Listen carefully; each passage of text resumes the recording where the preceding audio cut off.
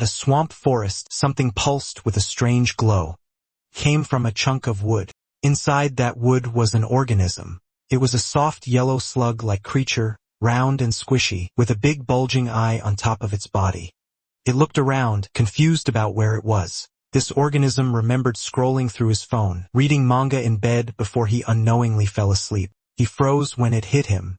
He had died and somehow ended up in another world. He chose not to overthink it since things like this happen, and people usually accept it fast. Instead, he decided to stay practical, check his surroundings first, and figure out how to survive. He started shouting, asking if anyone was there. But when he noticed creepy red eyes staring at him, he quickly realized it was better to stay quiet. There were bugs and miasma everywhere, and everything felt damp, like the peak of humid season. And strangely, he felt comfortable. He snapped back to his senses, knowing this wasn't the time to relax. He wondered what exactly he had turned into. He felt like nothing more than a lump. Suddenly, a screen appeared. It showed that he was a level 1 slime mold, a weak creature with a decomposer trait. His health points were critically low, so autophagy had started. He was told to eat or hibernate immediately.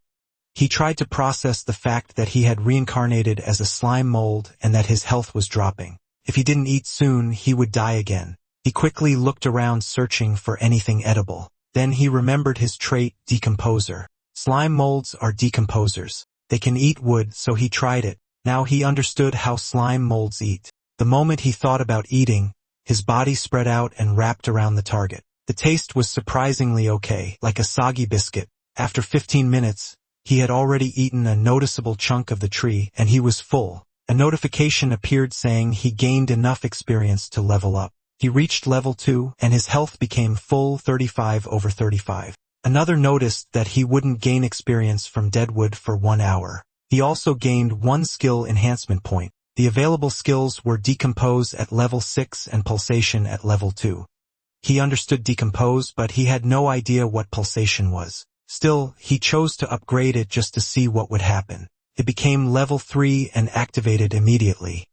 He learned that it allowed the protoplasm inside him to flow back and forth, creating movement. Felt almost magical. The moment it activated, the knowledge just appeared in his mind, even though he didn't think he had a brain anymore. Since eating wouldn't give him experience for a while, he decided to explore. To him, it felt almost magical that he could change his body shape whenever he wanted. He spotted a mushroom nearby. If a human ate something random like that, they'd probably end up in a coffin. But as a slime mold, he could somehow tell this mushroom was a delicacy. He slowly found the shortest path and began to scoot over. Even though slime molds move slowly, scientists discovered through maze experiments that no matter how complex the maze is, they can always find the fastest path. Even more insane, one experiment recreated the Tokyo subway system, something human engineers took 10 years to design, and the slime mold figured out a more efficient route in just 26 hours. He kept crawling toward the mushroom, and eventually, he reached it and wrapped his body around it. Now it was time to eat. To him, this moment felt like finally meeting someone face to face after a long online relationship. The mushroom appeared as a woman asking if he was tough guy bang bang. He confidently said yes. She turned to face him, and he instantly realized she was toxic and he had been scammed. In short, the system alerted the slime mold that toxins had invaded his body. Nutrients were being drained rapidly, and he was ordered to detox immediately. He had been poisoned, so he quickly pulled himself away. The system reported that decomposition failed. No experience was gained. The toxins were removed and the poison status was cleared. However, he lost body mass and his health dropped to 17/17. That scared him badly. Luckily, he realized he could cut off a part of himself to survive, and it seemed like he still managed to decompose a small part of it. He decided to leave it alone for now. He told it to wait until the general slime returns to camp and comes back stronger. He positioned himself back onto the dent in the chunk of wood, and after 15 minutes, he carved an even deeper dent into the wood.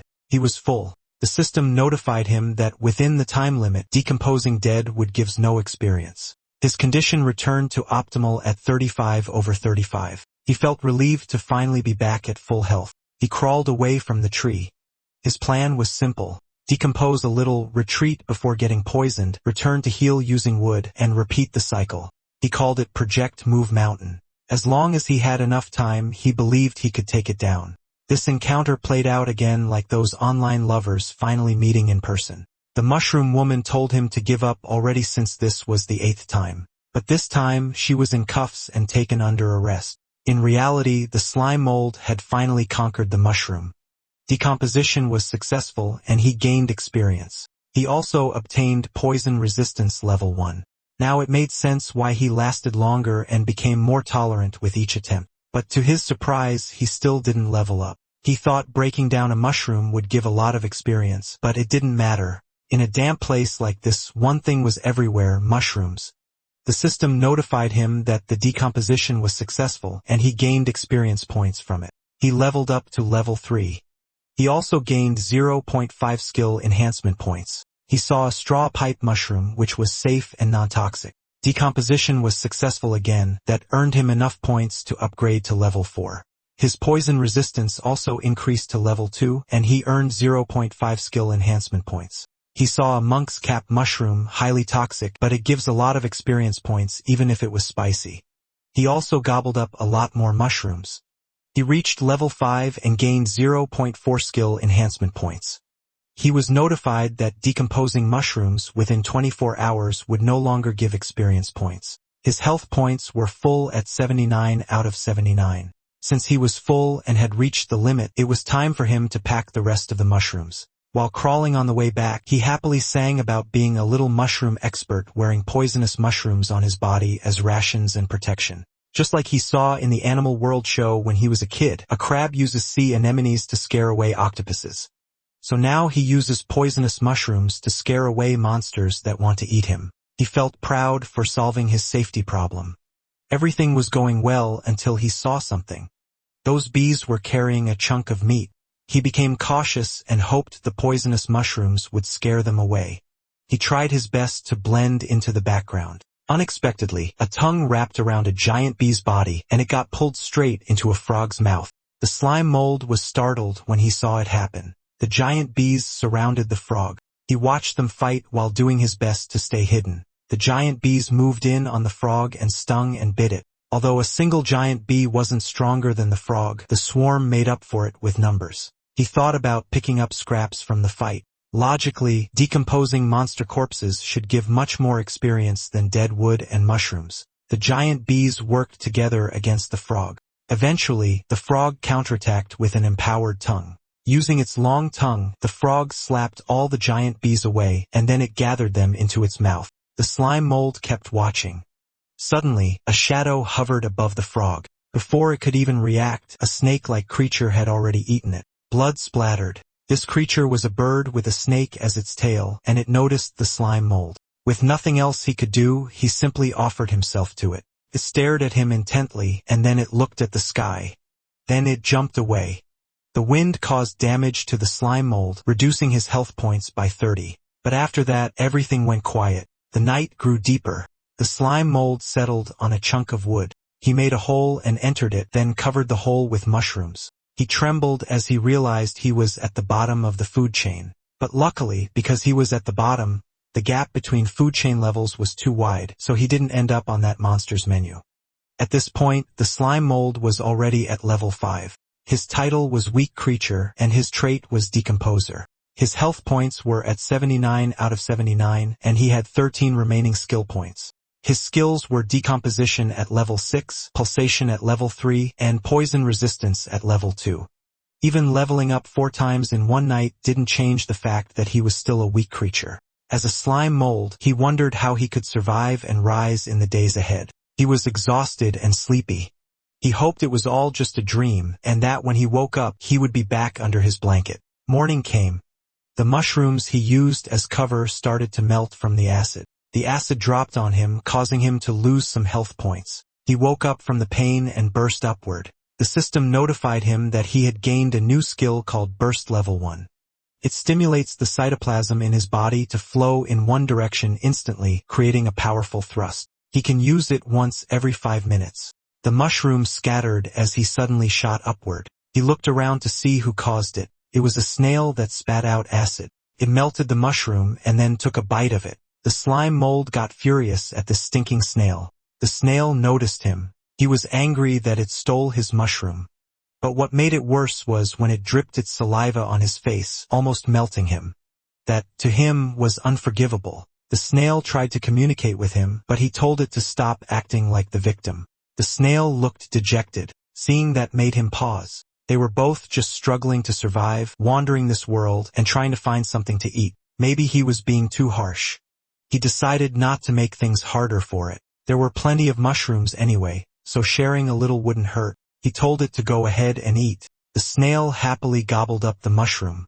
The slime mold suddenly felt like he had seen this kind of situation before. It was like a friendship born from a fight, a classic hot-blooded shonen trope. He started imagining them forming a party, increasing their chances of survival, then changing classes, going on adventures, and building a bond strong enough to defeat a demon king. He realized that if he wanted to survive and grow stronger, companions might be necessary. So he invited the snail to form a party. They could watch each other's backs, and he would make sure it always had mushrooms to eat. The snail looked confused. Then out of nowhere it tried to eat him. It shocked the hell out of him. He barely managed to dodge, but he still got injured and lost 12 health points. His HP dropped to 62 out of 79, and he complained that it hurt like hell.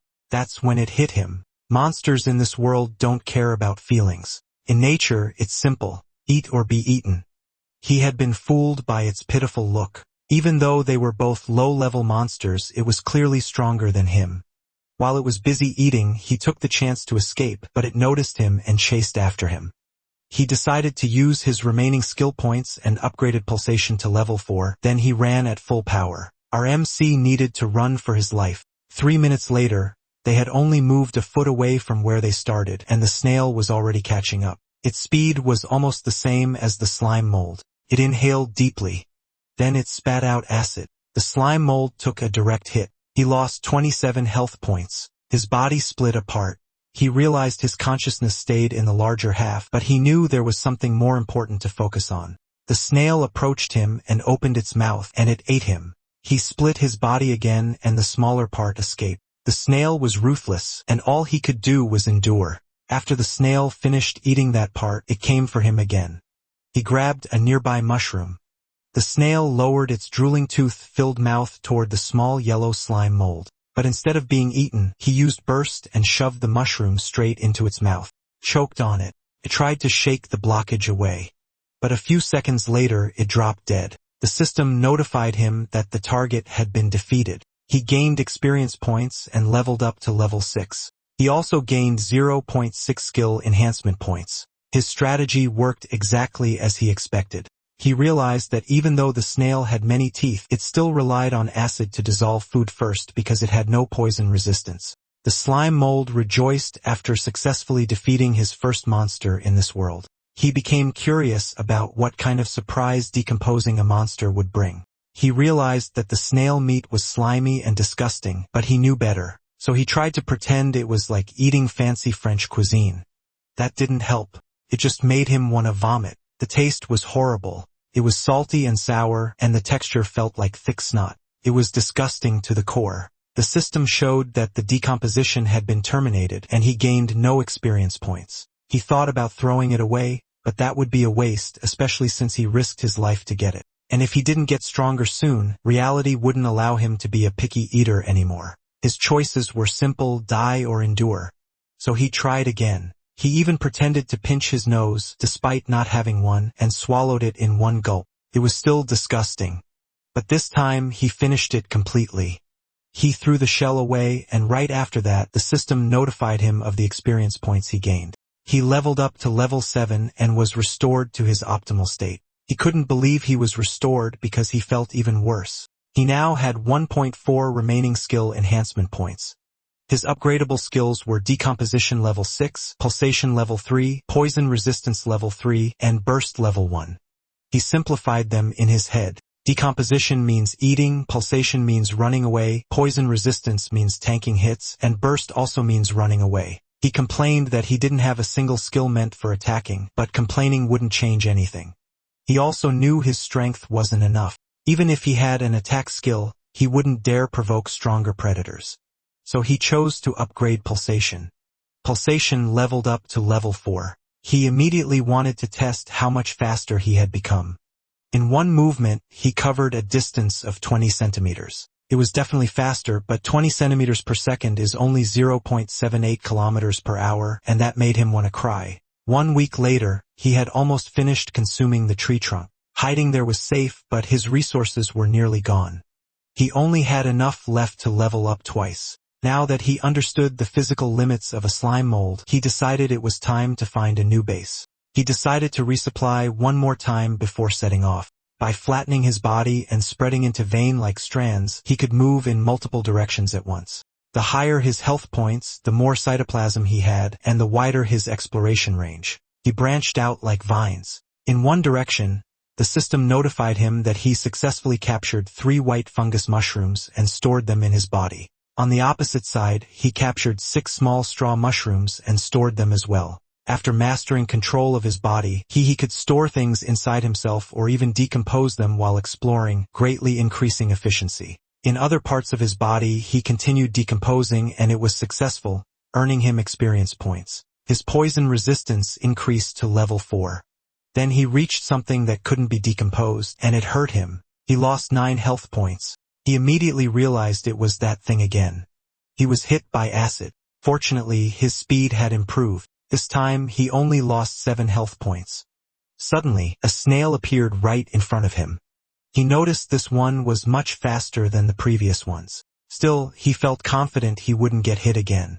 Unfortunately, the moment it spat acid, he was struck head-on and lost 33 health points. The snail looked relieved, but in the next moment, it was caught off guard. The slime mold shoved a poisonous mushroom into its mouth. He revealed that he let himself get hit on purpose. After learning its weakness, dealing with it was as easy as flipping a hand. That was the difference in intelligence. The snail struggled, but he didn't let go. The poison spread through its body.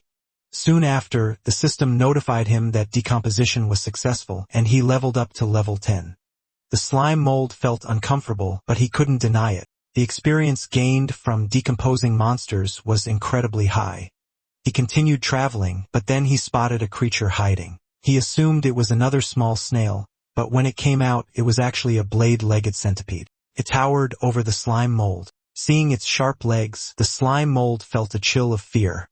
It rushed toward him at high speed. He tried to keep it away by waving mushrooms, but it simply sliced them apart. The slime mold realized that trick wouldn't work on this one. In the blink of an eye, the centipede wrapped around him and tried to bite him. The strange part was the slime mold's body was immune to sharp blade attacks. To his surprise, experience points were practically being delivered to him, so he didn't hold back. A few hours later, he found another target and another one, but this time it was a bee. It looked delicate and pretty, so he felt a bit bad that he couldn't reach it. He saw a cockroach too, but decided to just ignore it. He kept moving forward, happily devouring mushrooms along the way. At this point, he had reached level 13, with health points at 157 out of 157. He had 0.1 remaining enhancement points. His skills were Decomposition level 6, Pulsation level 8, Poison resistance level 4, and Burst level 1. He realized that eating meat made a big difference. The leveling speed was much faster. He started to think that being a slime mold wasn't so bad after all, and suddenly he felt like he could do it again. The slime mold started thinking about changing his diet. He especially wanted to try frog legs. Following that logic, as long as he survived the hardest early stage, everything after that would snowball. His growth would become unstoppable, and ruling this world wouldn't be far off. Along his path, he noticed another pool of water. He realized that the mangrove forest was full of pools like this. That made him think there must be plenty of resources underwater. He grew curious about exploring it, so he tried. But the moment he entered, his body swelled up so much that he felt like he might explode. The slime mold reacts to its surroundings. When it loses water, it shrinks. When it absorbs water, it swells. Like a red blood cell placed in fresh water, it expands uncontrollably, reminding him how fragile a single-celled life form really is. He quickly gave up on exploring underwater for now. Suddenly, something rose from the water.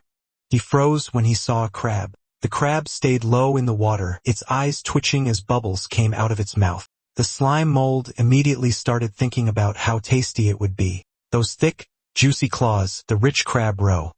Finally, real food after eating bugs for so long. He even tried inviting it to come closer. The crab moved onto a rock in the middle of the pool. Stayed cautious. He realized the crab wasn't falling for his tricks, so he decided not to waste more time.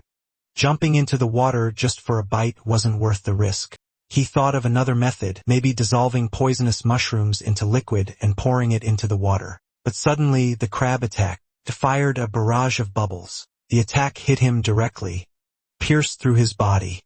The slime mold went pale as he saw the hole left by the water blast. Before he could react, the crab fired again. He rushed away and hid behind a tree. He realized that this creature's water attack could actually hurt him. Its strength was clearly on a different level compared to the bugs he fought before. If he stepped out, he'd become an instant target. So he waited. This would turn into a battle of patience. After a while, the crab went back into the water. He peeked out and thought it had given up, but then to his surprise, it climbed onto the shore. It moved fast and rushed straight toward him. He panicked. The moment he realized it truly intended to eat him, he hurried and climbed up the tree. He was left speechless when he suddenly became the prey. After climbing the tree to create some distance, he thought of circling around the trunk so the crab wouldn't be able to hit him with its water attacks. But on the tree trunk, he ran into another creature. It startled him at first, but when he realized it was just a spider, he told it to move. Didn't. He started getting annoyed. He warned the spider not to be ungrateful and move aside. He even bragged that he had eaten plenty of bugs like it. The spider attacked. It used arachnid slash and cut off a part of the slime mold's body. He was shocked. He thought he was immune to blade attacks. He lost 30 health points. The spider was level 16 and its technique, Way of the Sword, was already at level 8. While he was distracted, a water attack shot toward him. It hit him, making him lose another 17 health points. Now he had the spider in front and the crab behind him. He felt incredibly unlucky. Once again he was cornered. The crab fired a bubble barrage, its water gun.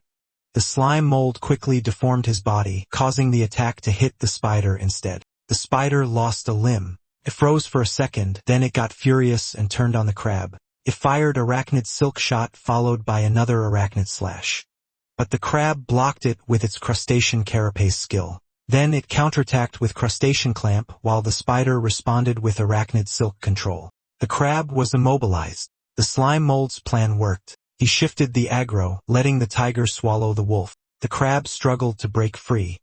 The spider aimed for its eyes, but at the last second, the crab shoved it away. The impact was strong enough to make the spider's limbs tremble. Then the crab kept attacking the spider. The spider created distance. Then it wrapped the crab's claw in its web. It circled around the crab while continuously using arachnid silk control. The crab was fully immobilized, and the spider looked proud of its work. The slime mold didn't expect the spider to turn things around like that. But then the spider noticed something strange. The bubbles coming from the crab's mouth started moving.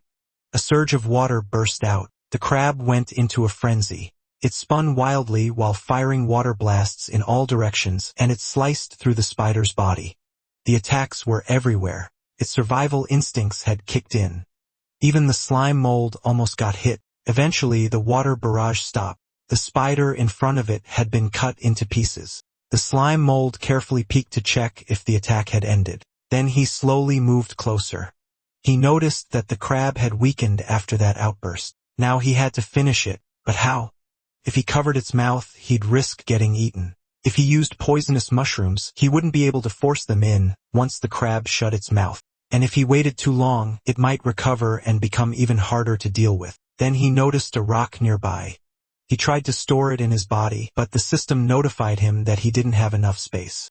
He remembered that his internal storage depended on his health points. Since he had lost a lot of his body earlier and the rock was huge, it didn't fit, so he spat out all the mushrooms first. This time, he successfully stored the rock. The weight shocked him. It was insanely heavy. The crab turned its eyes toward him as he declared he was there to collect it. He jumped down from a branch with the rock inside his body. The crab, sensing danger, fired another water blast. It was still trying to fight, but the rock was already coming down and it crushed the crab. Just like that, the fight ended. The winner of this three-way battle was the slime mold. He gained experience points and leveled up to level 14. He proudly declared himself the victor. Now it was time to feast. He settled into a new tree trunk and placed both the crab and the spider inside. Then he happily dug in. First, he chewed on the crab claw. He was amazed by how delicious it tasted. Until now, he had been eating wood that tasted like moldy biscuits or slimy snails and bugs with all kinds of weird flavors. This was the first time he had tasted something truly good since his reincarnation. It almost made him cry. He realized that good food could actually heal emotional pain.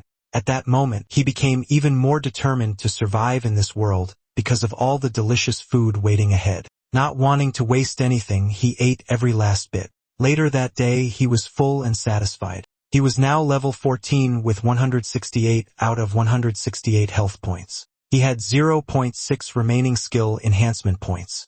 His skills were Decomposition level 6, Pulsation level 8, Poison resistance level 4, and Burst level 1. Now that he was full and hydrated, it was time to try something new. He targeted a rock, then he forced power through his body. He tried hard, so hard that his body started to deform, but nothing came out. He was trying to copy the crab's bubble barrage. Logically, the crab just forced water out of its body to attack. So if a crab could spray, then a slime mold should be able to do it too.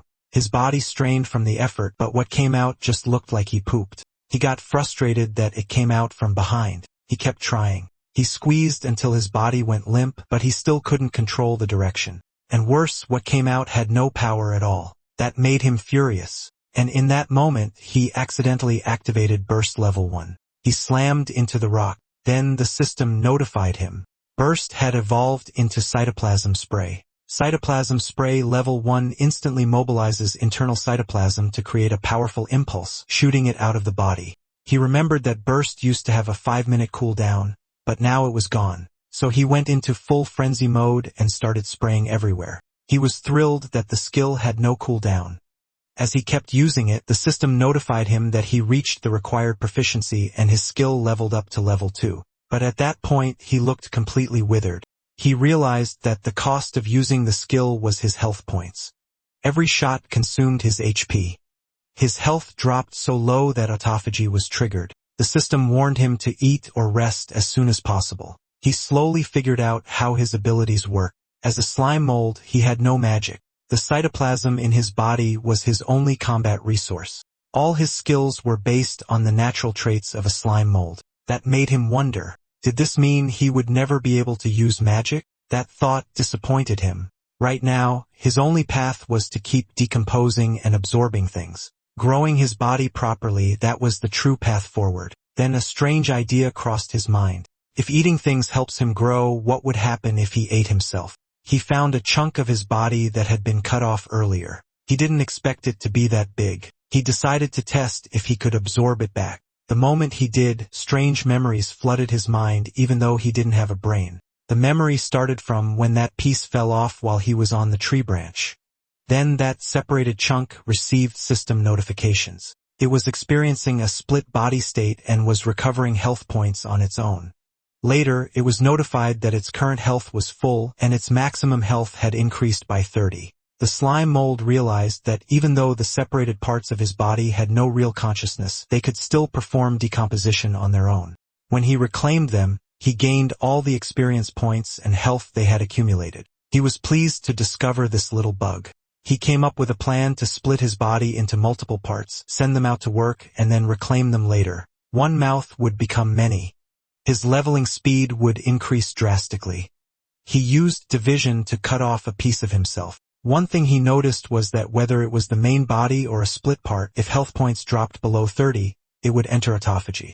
Right now, his max health was 198. As long as there was enough food, he could create as many split bodies as he wanted. A chunk of him pierced through his center before separating from the main body. He was surprised that his idea actually worked. He couldn't help but grin. This felt like learning a shadow clone technique straight out of an anime. So he made more. One chunk was assigned to a withered log. 2 others were sent to handle nearby mushrooms. The slime mold was now level 14 with 198 out of 198 health points. He had 0.6 remaining skill points. His skills were Decomposition level 6, Pulsation level 8, Poison resistance level 4, and Cytoplasm Spray level 2.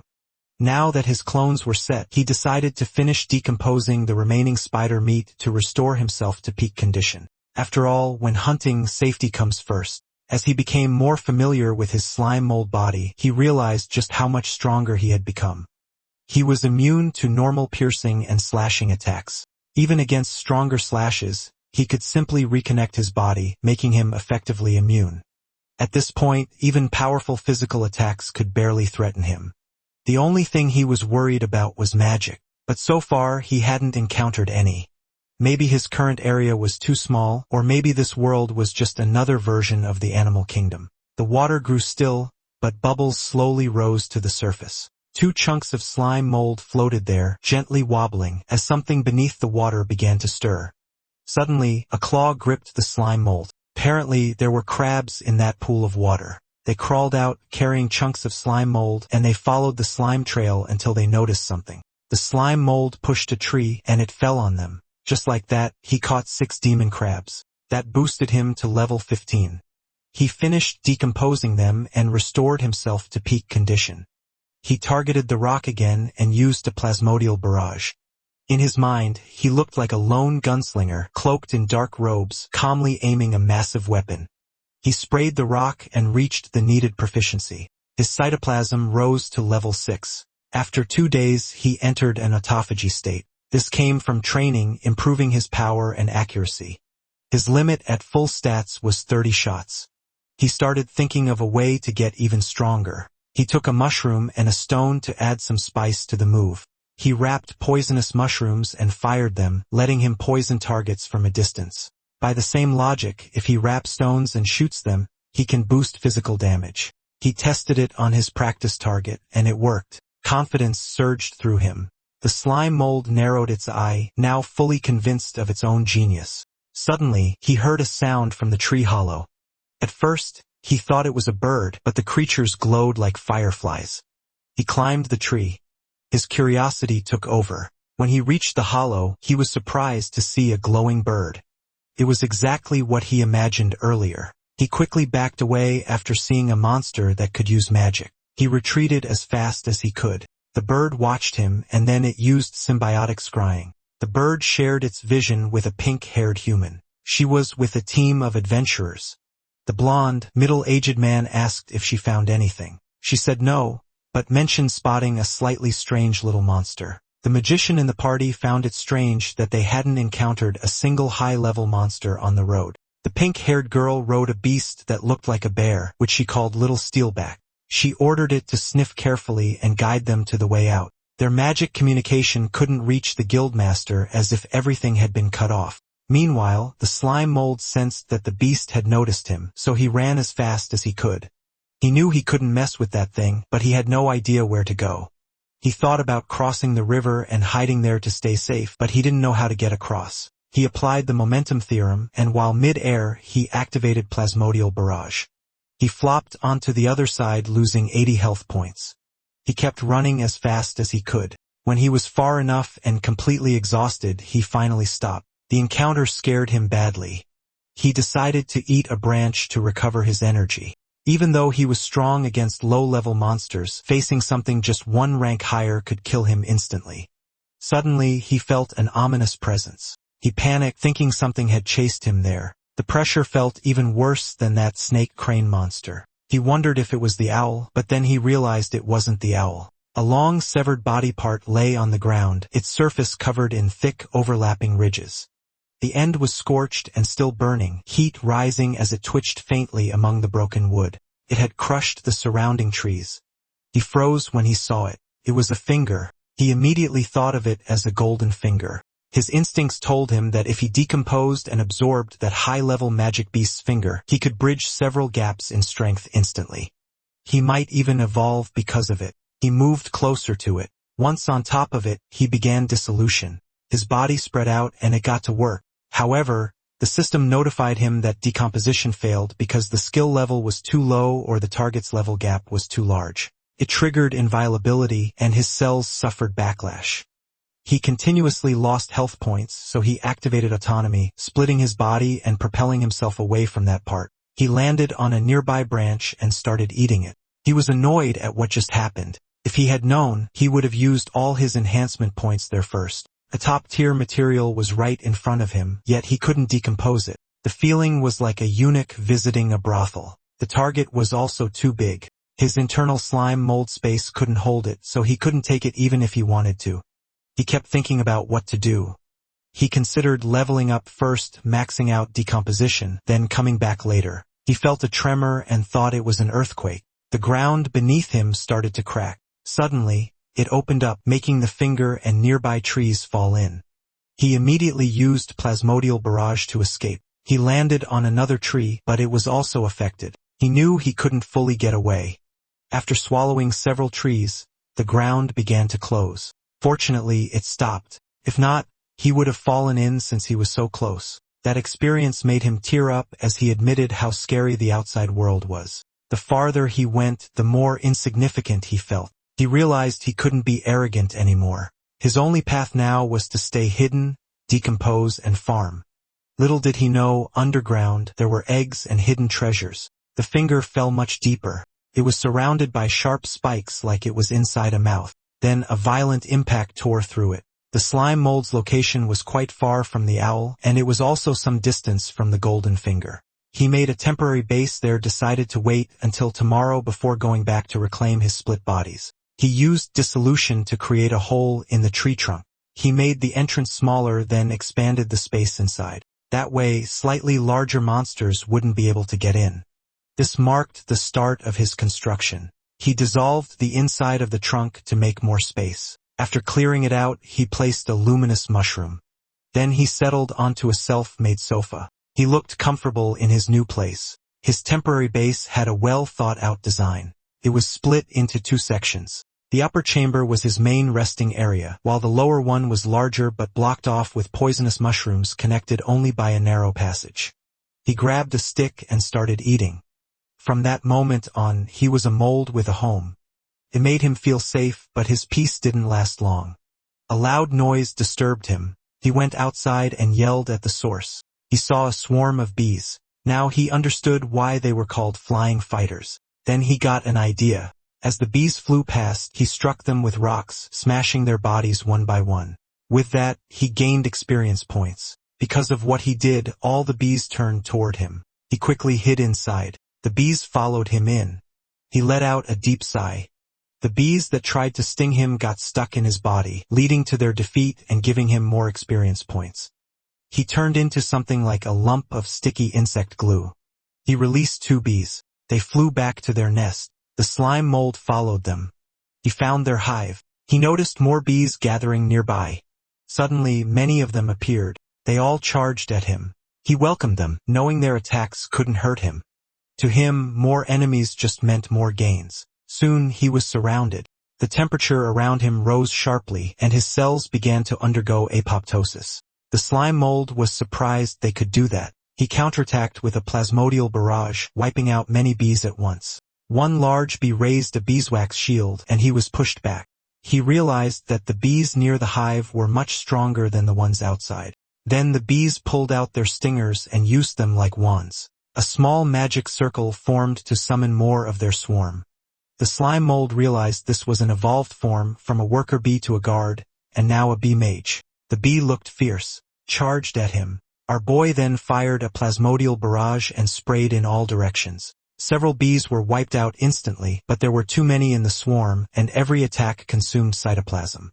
His health points kept dropping. Luckily, he was firmly attached to a large tree. By shape-shifting and slipping into the trunk to decompose it, he could keep resupplying. His health points began to recover. More bees with beeswax shields appeared. He used a stone to strengthen his attack, but there was only one stone left in his face. He kept striking the shield. Some bees tried to sneak behind him. He found it funny that they delivered themselves right to him. They got stuck in his body. He acted like he had no choice but to accept them. He gained 4 bee spears and 1 bee stinger. Now his space was almost full. He threw a stinger coated in slime, and it pierced through the bee's shield and hit directly. The bee mage finally made its move. It formed another magic circle. The slime mold noticed the others starting to retreat now that they understood how strong he was. The bee mage continued to wave its wand. The bee mage created a golden orb. The slime mold thought it was honey and wanted to taste it, but it was a spark ember, a basic form of magic. The bee mage moved its wand, directing the ember toward the slime mold. He was caught off guard. He lost 70 health points. More fireballs followed. This was a strong counter against him, especially with the splash effect. Now that he understood he couldn't win, he decided to run.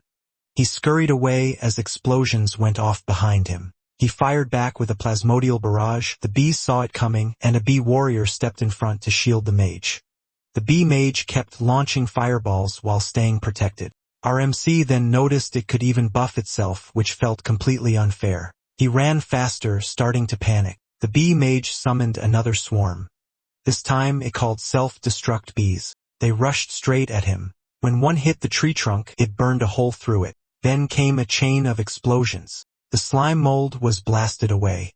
He landed on a branch. The bee mage kept watching him. He tried to stabilize himself, but the branch snapped. He began to fall as the bees closed in around him. Meanwhile, the bee mage prepared a larger fireball. When it was ready, it launched it toward him. Now, aside from being surrounded by self-destructing bees, a massive fireball was also chasing him. It felt like the sun itself was falling on him. The explosion was so huge that it even caught the attention of those near the lake. Smoke covered the area. Trees were burned. The bee mage ordered the bee warriors to stay on guard. Suddenly, it sensed something. The slime mold launched a sneak attack on the nest. The bees rushed toward him, but he told them they were too late. Most of their forces were outside, and the few left couldn't stop him. From the very beginning, while burrowing into the tree trunk to decompose and recover, he had also been quietly extending his body, creating a hidden passage to the nest. Then, when he was forced behind the trunk, he used most of his health to create a split body to distract them.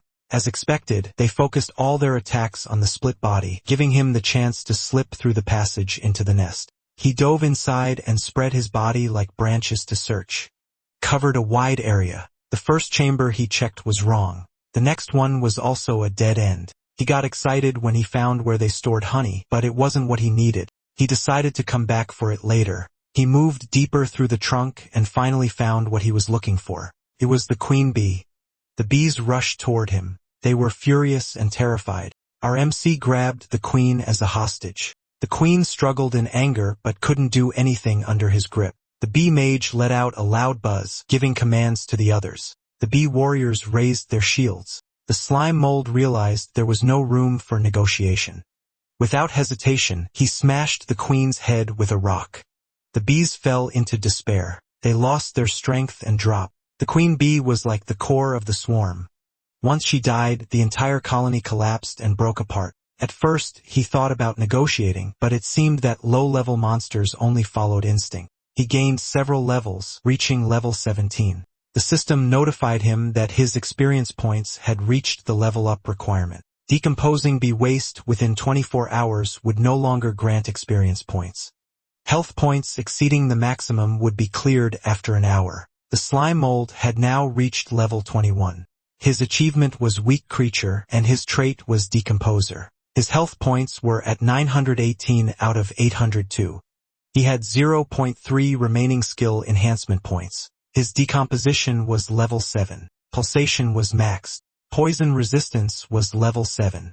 Cytoplasm spray was level 6, and central command was level 2. Decomposition didn't just boost his poison resistance. He also gained a new skill called central command.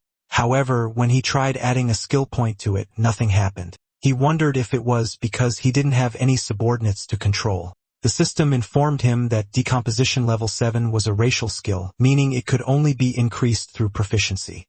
He originally planned to max it out for scavenging, but he didn't expect that racial skills couldn't be upgraded with points.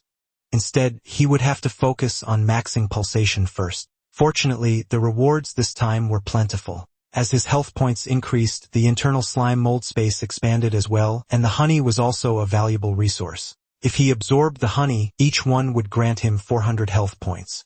Aside from that, he still had a few stones stored inside.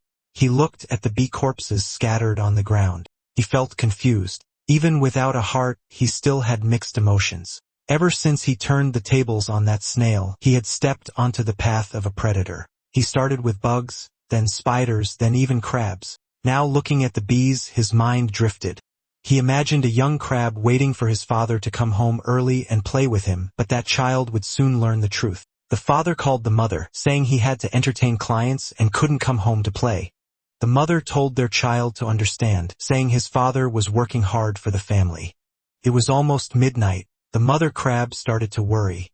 It was late and there was still no call. She wondered if he had passed out drunk on the way home. She decided to go out with her son to look for him. The child happily sang as they searched. His mother told him to keep his voice down so they wouldn't disturb the neighbors. Then they saw a staggering crab in the distance. The child thought it was his father. He called out again and again, but there was no response. He shouted that his father was going the wrong way. The mother assumed he was just too drunk and told her son to go help him, so the young crab ran toward his father.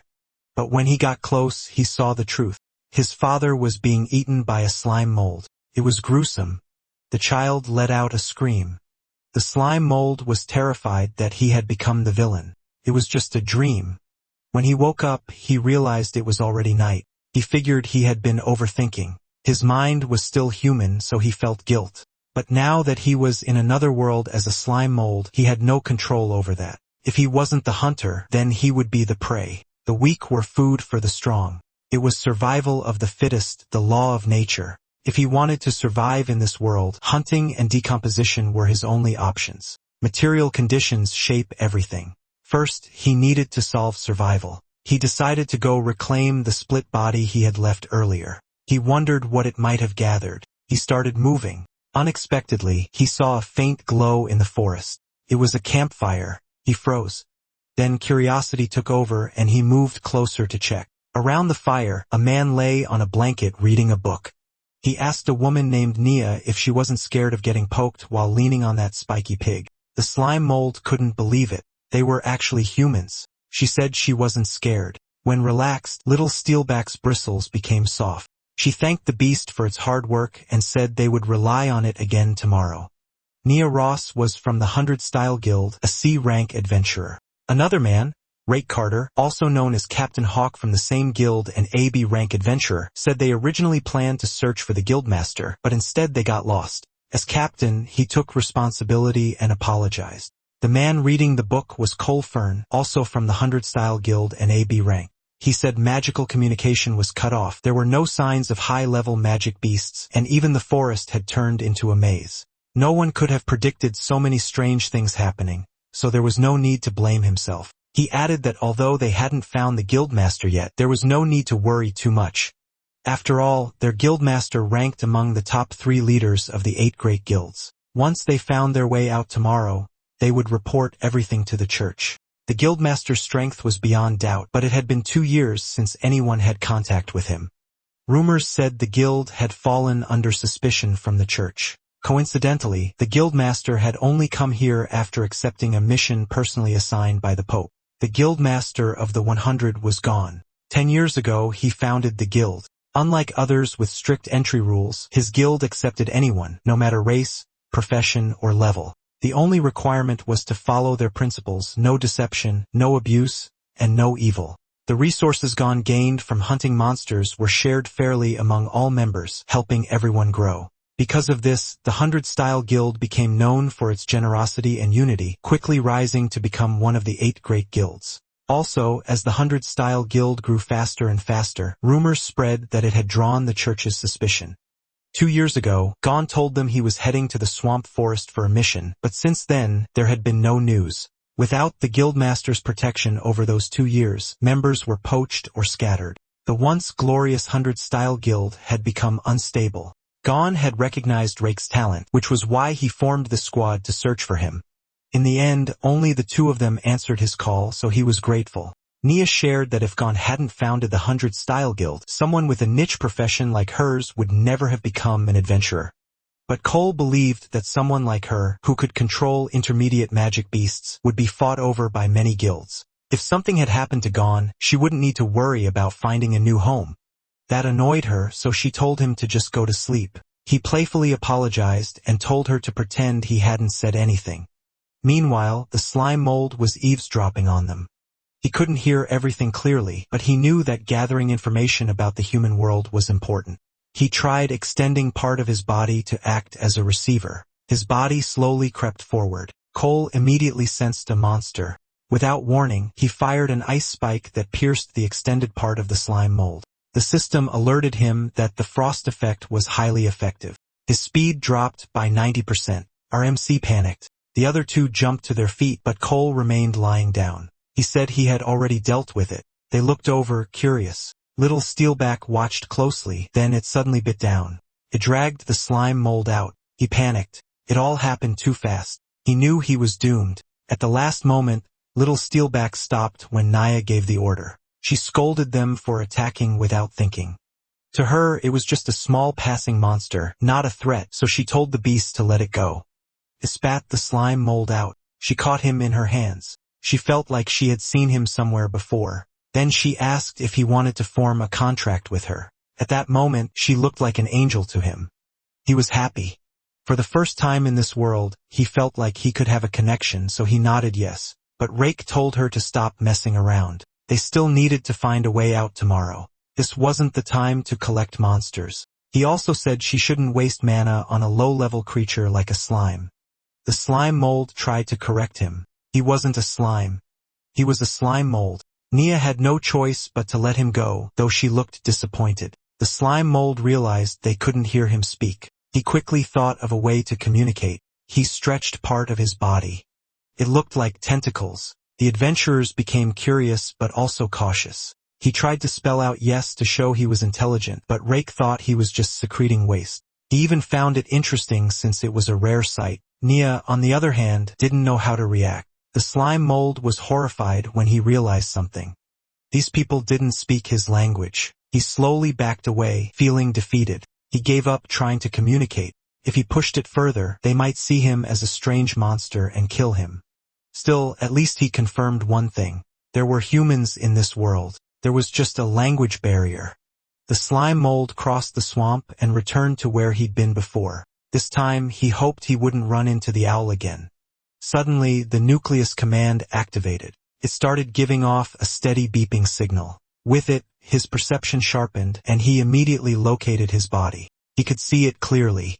He sensed the position of his split body, finally understanding the effect of nucleus command. He didn't waste a second and moved right away. As he got closer, the signal grew stronger. He was impressed by what he saw.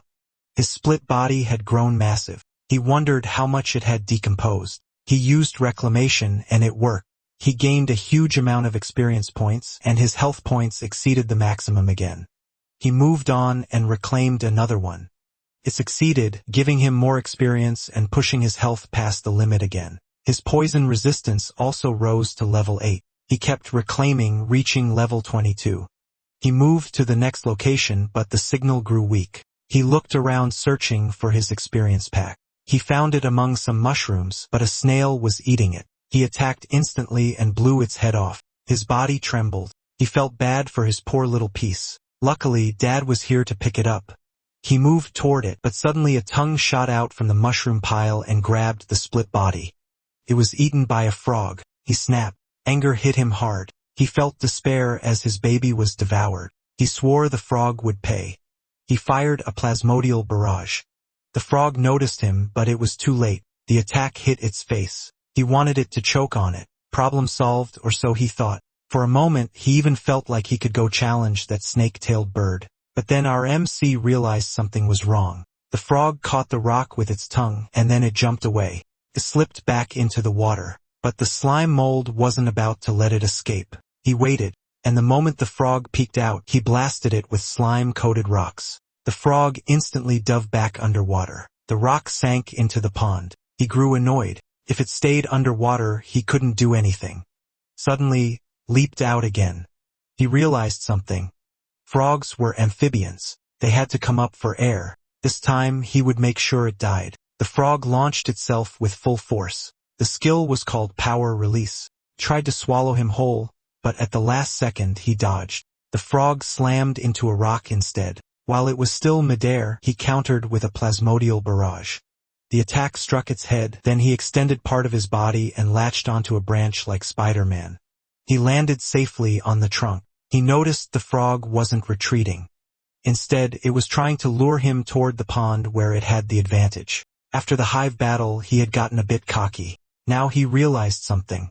Out here, you never really knew who was the hunter and who was the prey. He reminded himself to stay humble. The frog had lost its right eye from the attack. It became furious. It leaped toward him as he dangled from the branch. He had already used up all his stones. He followed his instinct and attacked first. But to his surprise, the frog ate what he fired. That caught him off guard. The frog climbed up the tree and shot out its tongue. It latched onto him. He was pulled toward it. He held tightly onto the branch.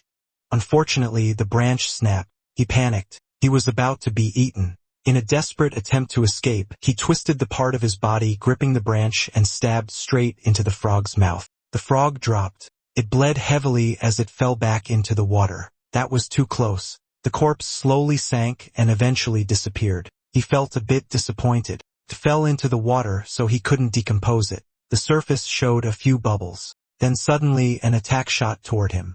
Half of his body was instantly destroyed. The force was overwhelming. It even snapped the trees behind him in half. The frog emerged again and swallowed him. Its appearance had changed. The attack it used was called Sanctified Fall. Slime Mold's expression was basically, "What the hell?" The creature threw its head back, mouth wide open. Its eyes bulged as its body jerked violently. It unleashed red liquid from its eyes and tried to hit Slime Mold. Slime Mold extended part of his body so he could reach the branch and transfer there. He dangled and jumped from one branch to another. He stated that a wise mold doesn't fight when the odds are against him. He was surprised when he learned that the frog monster had a third form. If that was the case, he wondered why the one eaten by the snake crane earlier didn't transform or struggle at all. He knew it wasn't a difference in skill between individuals. He wondered how a low-ranking monster deserved such an insane form. He thought it was weird, but he decided to focus on retreating first. He was spooked when it got close to him. Apparently, the frog also used its tongue to dangle and move around like him. The nerves in its eyes bulged. It activated Sanguine Lash. A red tentacle shot out from its eyes, slashed the tentacle part of Slime Mold's body, and scraped across him. Instantly, he lost 199 health points. The system alerted him that a foreign object had invaded his cells. Decomposition started. He was shocked to learn that the blood was toxic and even poison resistance couldn't stop it. The frog attacked with a tongue lash.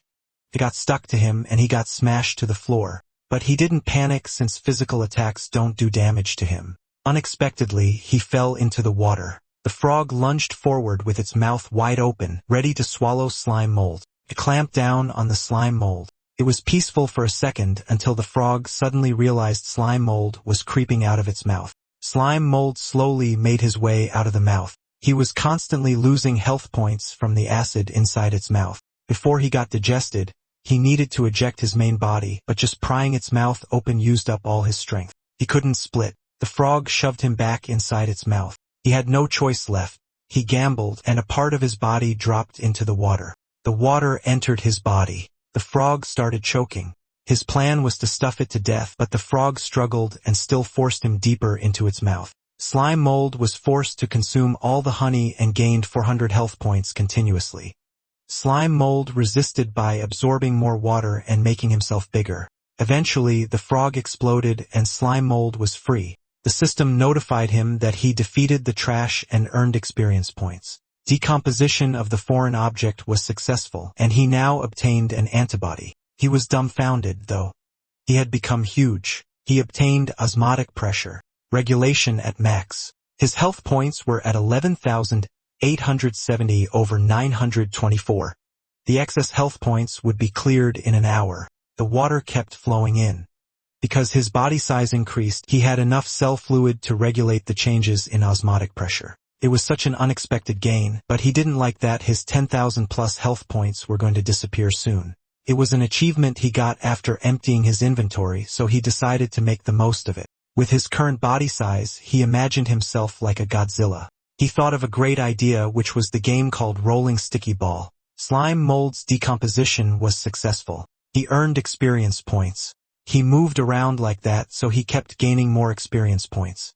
He continued to explore the pond. Fish were running away, but they easily got stuck in his body. Even though he adapted to the osmotic pressure, the resistance while moving in water was still too much. Those fish monsters were agile, so he relied on his size advantage to catch them. but it wasn't worth it at all, so he decided to go back to shore. He moved slowly, but he eventually reached the shore. A lot of things were stuck on him like rocks. There were also leaves and other materials. He safely managed to reach the shore. Some otters that were about to eat the fish noticed him. He said hello to them. When they saw him, they were scared to death. He towered over them with all kinds of things and even living creatures stuck on his body.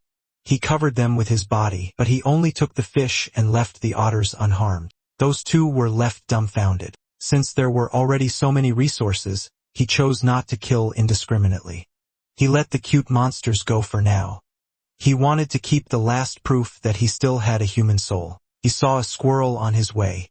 The tips of its ears were glowing red. It dropped its acorn and went into combat mode. Its eyebrows and tail burst into flames. It attacked first using fireballs. Slime Mold was in awe seeing fire magic and quickly realized it was super effective against him. He continuously lost 60 health points. He warned the little cutie that since it started trouble first, it shouldn't blame him. He engulfed it while lecturing it that playing with fire is prohibited in the forest. He decomposed it and left its bones. The system notified him of the experience points he earned. Meanwhile, somewhere in the forest, beasts were locked in a fight. A large lizard beast was struck by something that looked like a tree. It stood tall and twisted, like a living tree made of pale flesh. Long branch-like limbs extended from its body, bending at sharp angles, while a glowing core pulsed inside its split trunk. The lizard cried out as it took a huge hit to the head.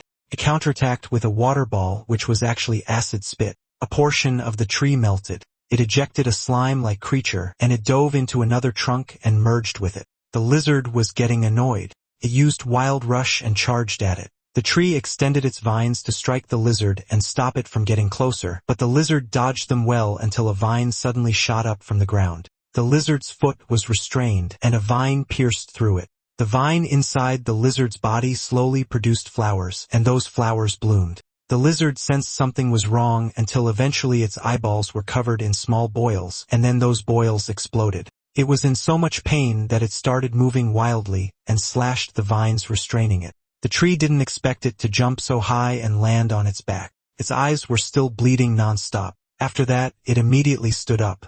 Using its tongue, it activated thermal vision so it could still sense everything around it. It pushed forward and rolled its body, causing some of the tree's branches to snap. After that, it created some distance, then it released a water jet which was laced with poison. The core of the tree started to disintegrate. Then the lizard let out a loud roar. Its body trembled and its veins bulged. Then it transformed. It sensed something big. That was slime mold. Concurrently, the system detected a foreign object and activated the antibody. Decomposition was successful and he gained experience points.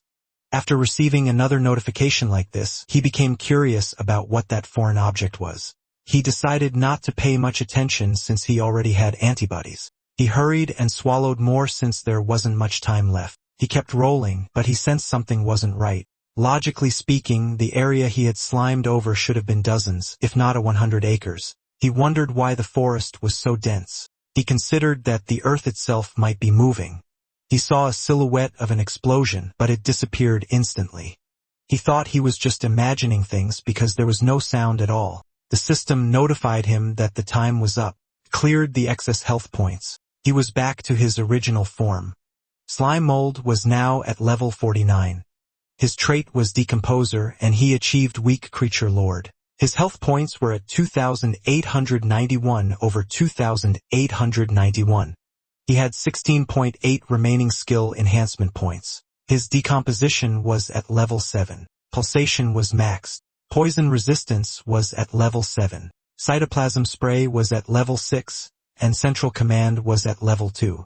He was impressed that after all that chaos, he reached level 49. The system notified him that nutritional overload was complete and the next activation requirement was increased by 5 times. No experience points would be gained from decomposing anything within 1 hour. His space was full, so he needed to clear it. He wondered what Weak Creature Lord meant. To him, it sounded like being the boss of a kindergarten. Decided to clear out the slime mold space first. Even though it expanded, there was too much junk and it was making him sick.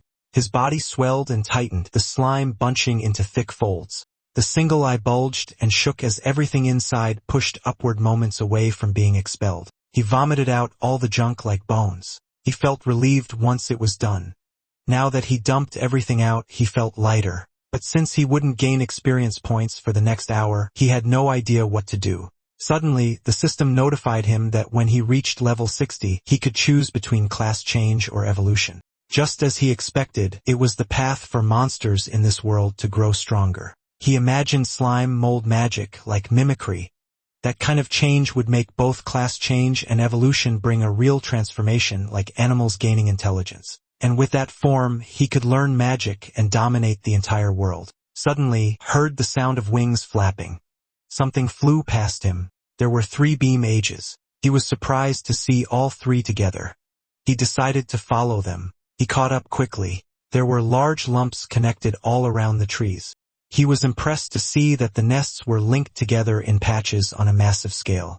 He wondered if this was the evolved version of a swarm as a collective. The bees were busy with their own roles, until a 2-legged beast stepped on one of the nests, splitting it in half. It was a huge bird, and it started eating the eggs in the nests. Slime Mold remembered that bird. He had encountered it before, but its color was slightly different now. He still remembered how terrified he was back then, so scared that he almost lost the will to survive. Fortunately, it didn't take interest in him at the time. The bees surrounded it. They attacked, but it was ineffective. They tried targeting the snake tail part of its body, but that was also ineffective. They covered every inch of its body, and the bird simply shook them off. The bee mages created several fireballs and rained them down on the beast, caused a massive explosion. Slime Mold felt slightly nervous. Fortunately, he managed to hide behind a rock. The destructive power was far greater than the nest he attacked before. Their abilities had clearly gone through a qualitative leap, not just a quantitative one. The bird absorbed the fire.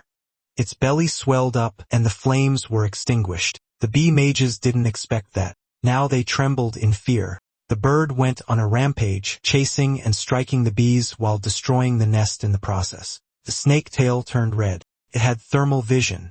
It pinpointed the location of the queen bee, and without hesitation, it devoured it. It chewed the queen bee in half along with the eggs. Slime Mold noticed that its body only turned red after absorbing flames. He also realized that killing the queen bee wiped out the entire swarm.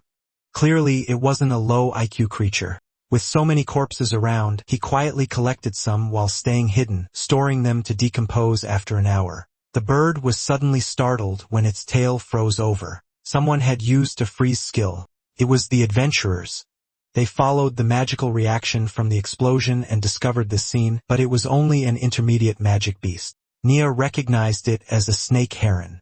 Rake warned them not to let their guard down because it already seemed to be at Lord level. Slime Mold saw the humans from before. It looked like they were planning to hunt the strange bird. The ice on the tail slowly melted. Eventually, the snake was able to move. The bird got annoyed at the adventurers. Rake told Cole to finish it with high-tier ice magic.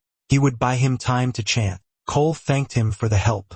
He promised to drop it in one move. The bird slashed with its talons. Rake blocked it with his shield, but it wasn't easy. His legs trembled from the force. He realized the thing was strong. After the high-level monsters disappeared, it must have feasted and evolved. He used a shield counter and shoved it away, but it threw rocks at him, followed by an attack from the snake. Nia told Little Steelback to use tackle. It slammed hard into the bird, which made the snake miss its target. That was a close call for Rake. The snake charged again, even more aggressive, while the bird looked like it was about to throw up. It vomited fire. The flames were massive. The bird used a high-tier spell called Pseudo-Dragon Breath. They had to defend, so Cole made his move. He cast a high-tier spell, Glacial Barrier, and blocked the fire. But the waves of flames kept coming until it caused a massive explosion. Slime Mold felt both scared and amazed at the same time watching that level of magic. He knew that, if he were a bit bigger, he'd already be cannon fodder. The ice barrier held. Cole gave everything he had. His veins were already bulging.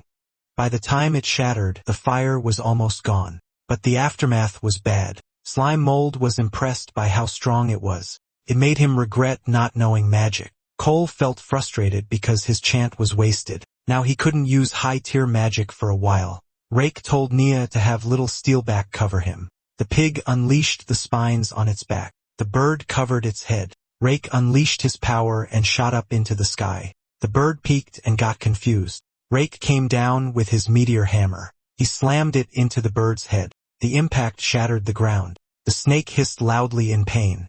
The bird's head was left bloodied. That settled it. It was defeated. The snake heron already had the strength of a high-level magic beast, but as expected, the captain was reliable. It made Slime Mold realize that human combat thinking combined with teamwork was better than raw strength, letting them defeat stronger enemies. He decided to find a way to cling to that human's thigh as soon as possible. Rake turned his back on the enemy and told Nia to try reading the corpse's memories and check for clues about their guildmaster. Unexpectedly, the snake rose and bit Rake on the shoulder. Then the bloodied snake slowly regained consciousness. Cole used an ice spike on the snake. The snake part of the snake heron had petrifying venom. He told Nia to quickly give the captain a purification potion. Nia did as told. Rake chugged the bottle, but he choked. His throat had already turned to stone, so he couldn't swallow it. He dropped the potion and was completely turned to stone. Cole told her there was no time to grieve. She had to run. She hesitated. Eventually, she rode the pig and they started running. The snake heron absorbed the captain's life energy, so it would fully recover soon. They retreated at once. The bird saw them, and it was clearly out for revenge. Cole drank a potion. He admitted they had miscalculated the snake heron. It already had the power of a high-level monster lord. But as long as they could escape within a week and ask the church to send a royal priest, they could still save the captain. Suddenly, it appeared right in their path. He didn't expect it to recover so fast. He took command of the fight. The bird charged at him. Nia was terrified. She asked what they should do now. He told her not to be afraid. He already had a plan. He told her to save her magic power so they could get her out of this lousy place later. He used an intermediate spell, Ice Gatling. It struck the bird's leg and most of its body. The bird's neck swelled up. Cole could tell it was about to cast a high-tier spell again. He told Nia to ignore everything and just run. She asked what he was planning. They had no choice. If he didn't pin it down, neither of them would escape. He thanked her for the magic potion. As the fireball rushed toward them, ice started creeping over his body. He cast a high-tier spell and sealed himself inside a glacial barrier. Nia showed a look of despair. While the ice wall blocked the fire, she forced herself to run. She was determined to escape and report the strange forest to the church. An owl suddenly flew above her. She heard it cry, Miwu, and was surprised to see it. The magic connection had been cut earlier, so she thought it was gone. With its vision, finding the exit should have been easier. But suddenly, it turned in a different direction. It landed on a branch and activated Sanctified Fall. His body began to glow. It locked its eyes on her. She turned pale when she saw it. At the same time, inside a sealed place, corpses of different beasts were scattered everywhere, and Gon sat at the center. The system warned him that his status had reached its time limit. Fatigue and other negative effects would no longer be hidden. Also, his mana alone had reached its limit. It began draining his stamina to repay the debt until it was fully restored. He understood that. Especially after seeing the mountain of corpses in front of him, the corpses clumped together and spoke to him. It said it could see him panting. In 2 years, he killed all the high-level magic beasts in the swamp forest until none were left. That monster had died by his hands countless times. It asked if he had finally used up all his assets. The one speaking to him was the king of the swamp forest, 𝖲ki𝗂ത്തോЛ. It told him to speak instead of muttering to himself. It asked if he was looking at what they called the system. It knew Gon relied on that system to raise his guild into one of the 8 great guilds in such a short time. Then it spoke about the secret inside its body. They had gathered similar knowledge from other universes and called it a transmigrator. They gave everything, holding nothing back, just to kill him. They lured him into a trap but didn't expect him to grow this strong while still hiding many trump cards. It decided to give him one last chance. After destroying everything he had, it would turn him into a corpse puppet. He could also choose to join them or work with them for their grand plan of dimensional ascension. He simply said he would think about it. Right after that, he said he was done thinking and grabbed his weapon and slashed that scum. His answer was simple, kill it. But 𝖲kiRatoL told him that no matter how many times it happened, it was useless. Inside the eternal barrier, it was immortal and could not die. It transformed its body. It created a form made of several heads. It told him that no matter how strong he was still just mortal flesh. Seeing him pant only proved he was reaching his limit. Since he refused to cooperate, it would kill him instead. Gon took something from his inventory. It was a container filled with golden liquid. He shattered it and let the liquid spill around. This was called true holy water. 𝖲ki𝗂atoЛ asked what it was. The liquid spread, and its presence disturbed it. Then it began to rain true holy water. This liquid could burn the soul. Even if it couldn't gain physical immortality, it meant nothing against this. It was a shame he had to use it. He had been saving it for the mastermind behind everything. 𝖲kiRatoЛ cursed him. It demanded to know where he found such holy water. It kept cursing until its body finally faded away. The true holy water spread. Suddenly, system warned him that a high-energy reaction was detected and the target was about to regenerate. A blinding pillar of golden light erupted upward, tearing through the ground as debris flew everywhere.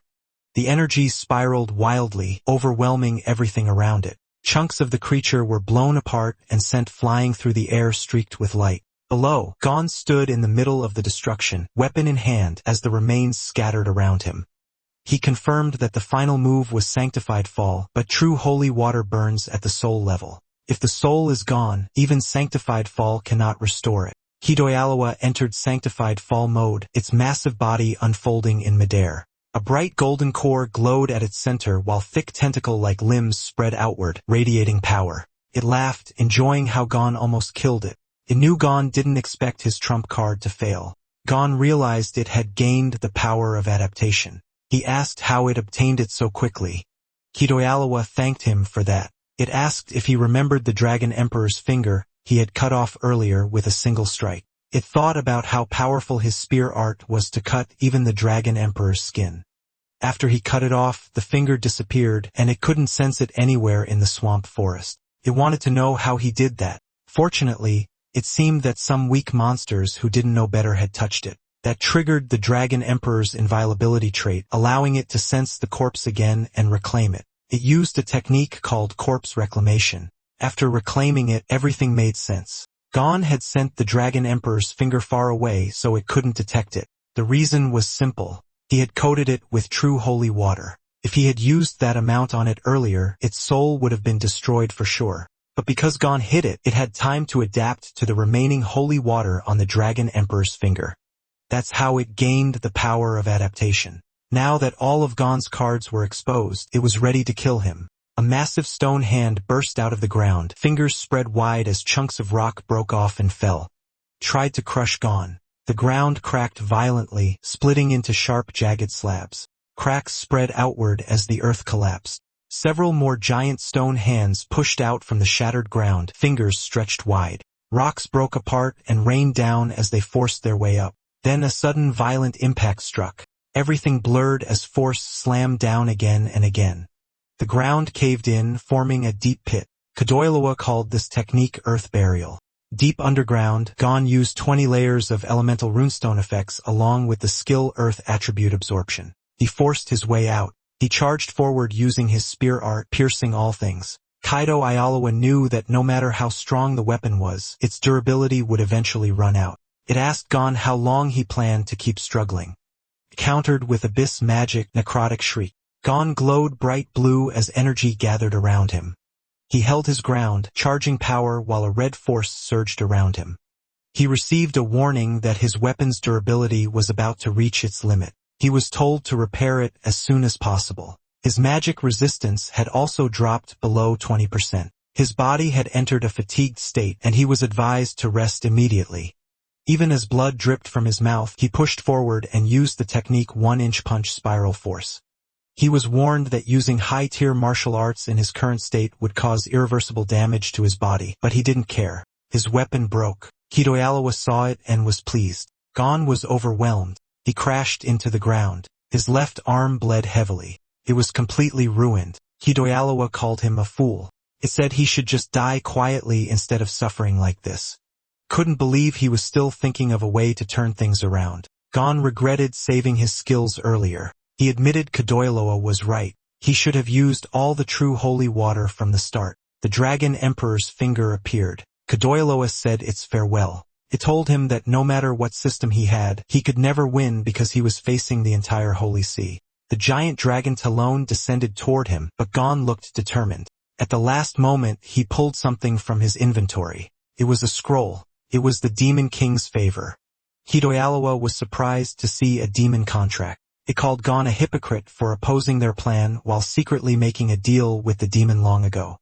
It begged the Pope to save it. Huge hands began to descend, ready to crush it. That technique was called Oblivion's Grasp. After that, it was reduced to ashes. Then the demon stepped out from the void. It greeted Gon, saying it had been a long time. It mocked Gon's pathetic state. He looked just like him back when he failed to descend into that universe for the first time. It laughed loudly, saying it brought back memories. It said it would never forget Gon's kindness. As a reward, it offered him its power. With it, he could become strong enough to wipe out those evil scoundrels. It asked the transmigrator what he thought. Gon tore the contract apart and told him they were even. The demon got annoyed that he didn't fall for it. It gave him one piece of advice. It said it had seen his face at the moment of death. After that, the demon was pulled back into another universe. Then it was gone. Gon's health was at 2,189 out of 2,865,981, and he had no mana left. Since the target was erased, he gained no experience. The field seal was lifted. The system warned him that the monoloan was still draining his health to repay the debt. He was told to recover immediately. Gon sat down. He didn't look good at all. He wondered if the summoning of the Hope of Coordinate had worked. He wanted to connect to the system for communication.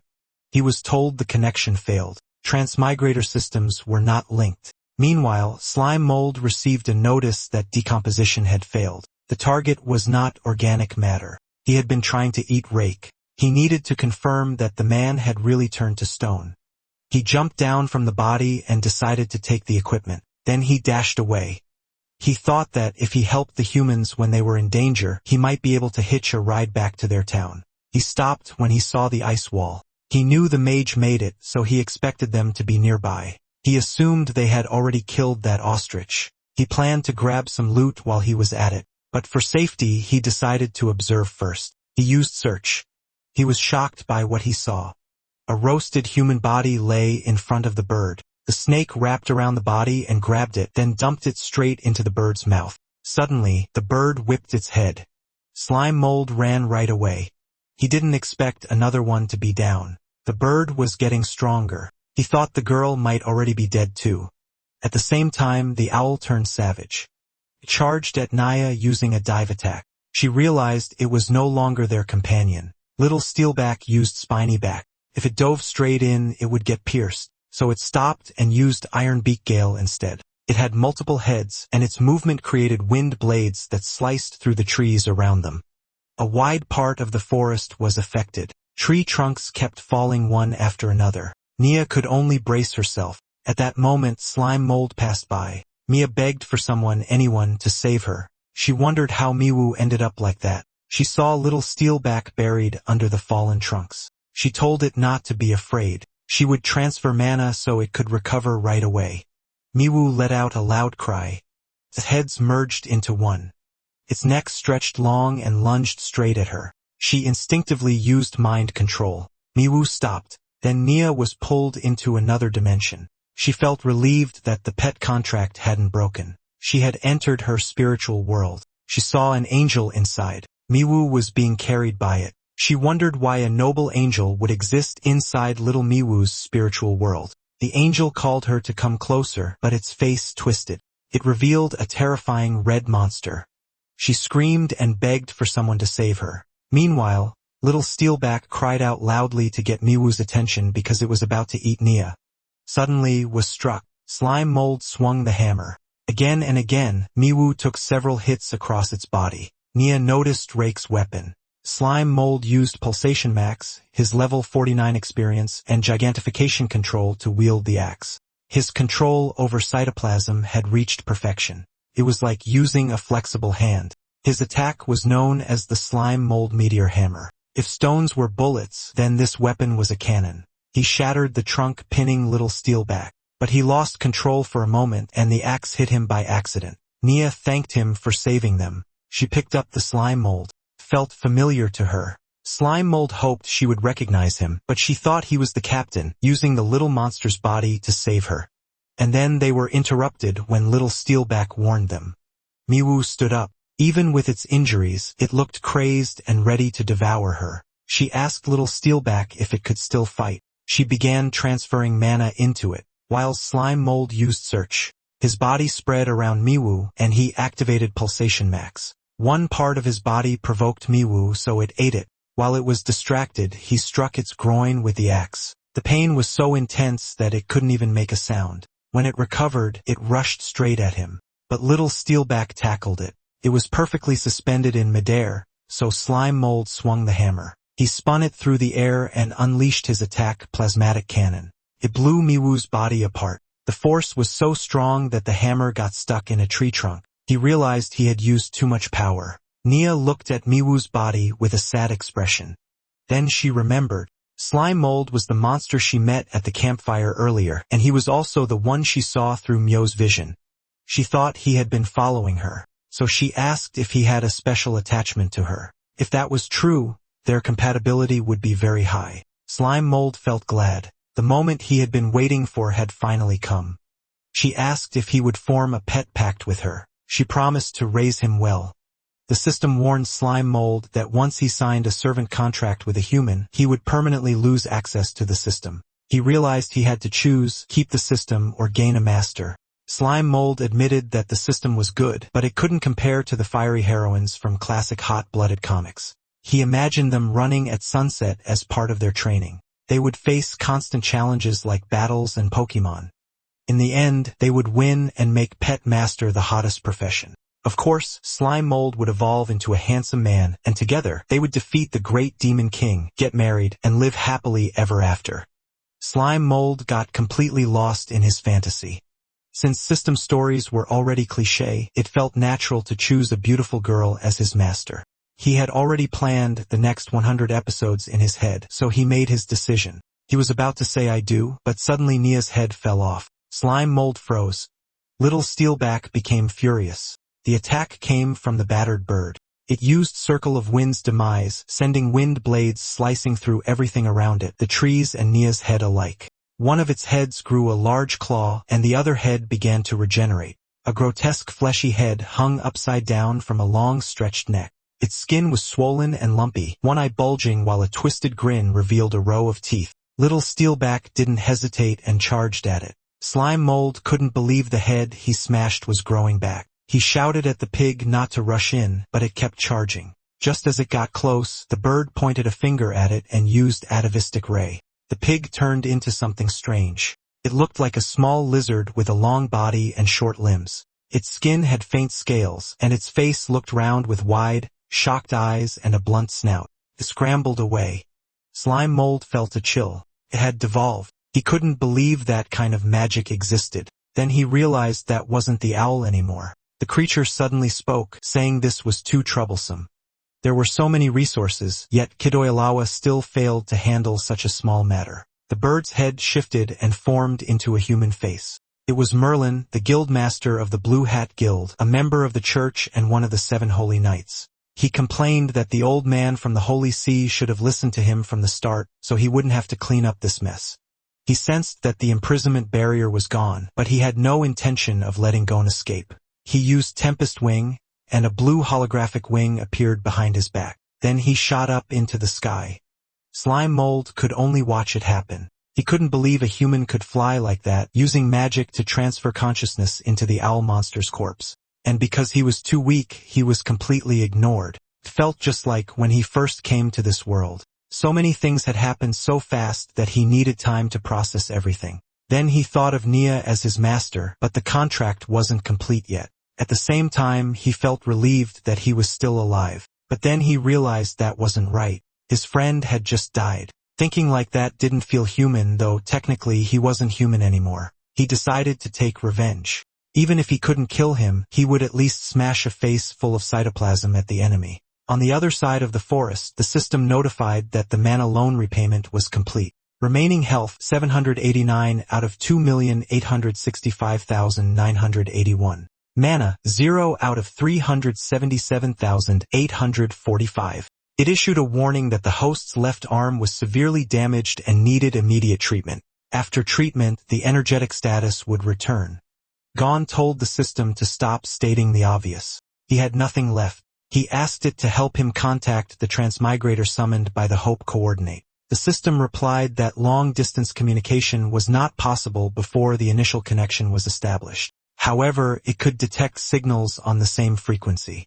The good news was that he was moving closer to a stronger signal. He knew the Holy See would send more people to clean things up. That made him decide to take the new transmigrator and leave before they arrived, then regroup later. Blood dripped as he walked. Meanwhile, Slime Mold thought he found his target. He jumped down ready to attack. He struck the armor. He got confused when he felt it. Something about it didn't match what he expected. Gon fell to the ground. Slime Mold realized it wasn't a neck. It was just tassels on the helmet. He quickly apologized and explained that the forest was too dark, so he misjudged and attacked the wrong person. He added that the guy wore a flashy helmet for no reason. Then he asked if he was still alive. Gon grabbed him. He was furious. He recognized Hawk's weapon and smelled Naya's blood on him. He accused him of killing his guild members and assumed he was a servant of the church. Slime Mold's words came out muffled. Suddenly, the system connection was established. Gon was surprised to see that he had a system interface. He asked if he was a transmigrator. At the same time, Slime Mold realized he wasn't the only transmigrator in this world. Slime Mold and Gon sat down and talked to catch each other up. Gon gave him the basic story.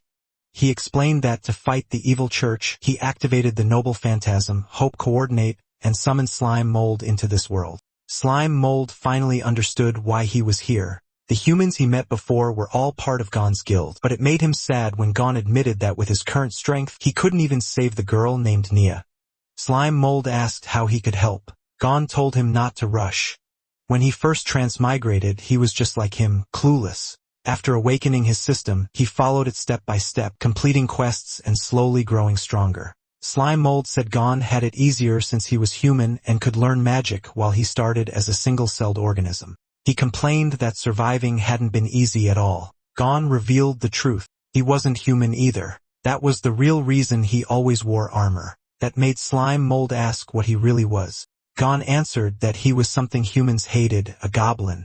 Slime Mold pictured the usual goblins, green, ugly, greedy, aggressive creatures that only thought with their lower halves, short, weak, and living underground. After describing that, he admitted Gon might actually have it worse. If he looked like that, he'd rather stay a cute Slime Mold. Gon removed his helmet. He looked nothing like that. He had long pointed ears, pale green skin, white hair with braids, and a sharp golden eye. He looked more like an elf than a monster. Slime was stunned. He looked way too cool. He immediately complained that it was unfair, but Gon didn't feel that way. If humans found out the truth, he'd be hunted down. Meanwhile, Slime Mold's small body was actually perfect for moving around towns unnoticed. Still, Slime Mold complained that the difference in their character design was ridiculous.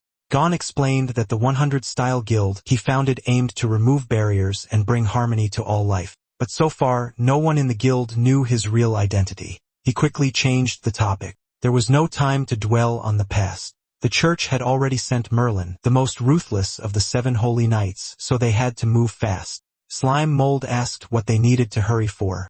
Gon synchronized all the magic and combat skills he had learned and transferred them to him. Slime Mold was shocked. Something like that was even possible.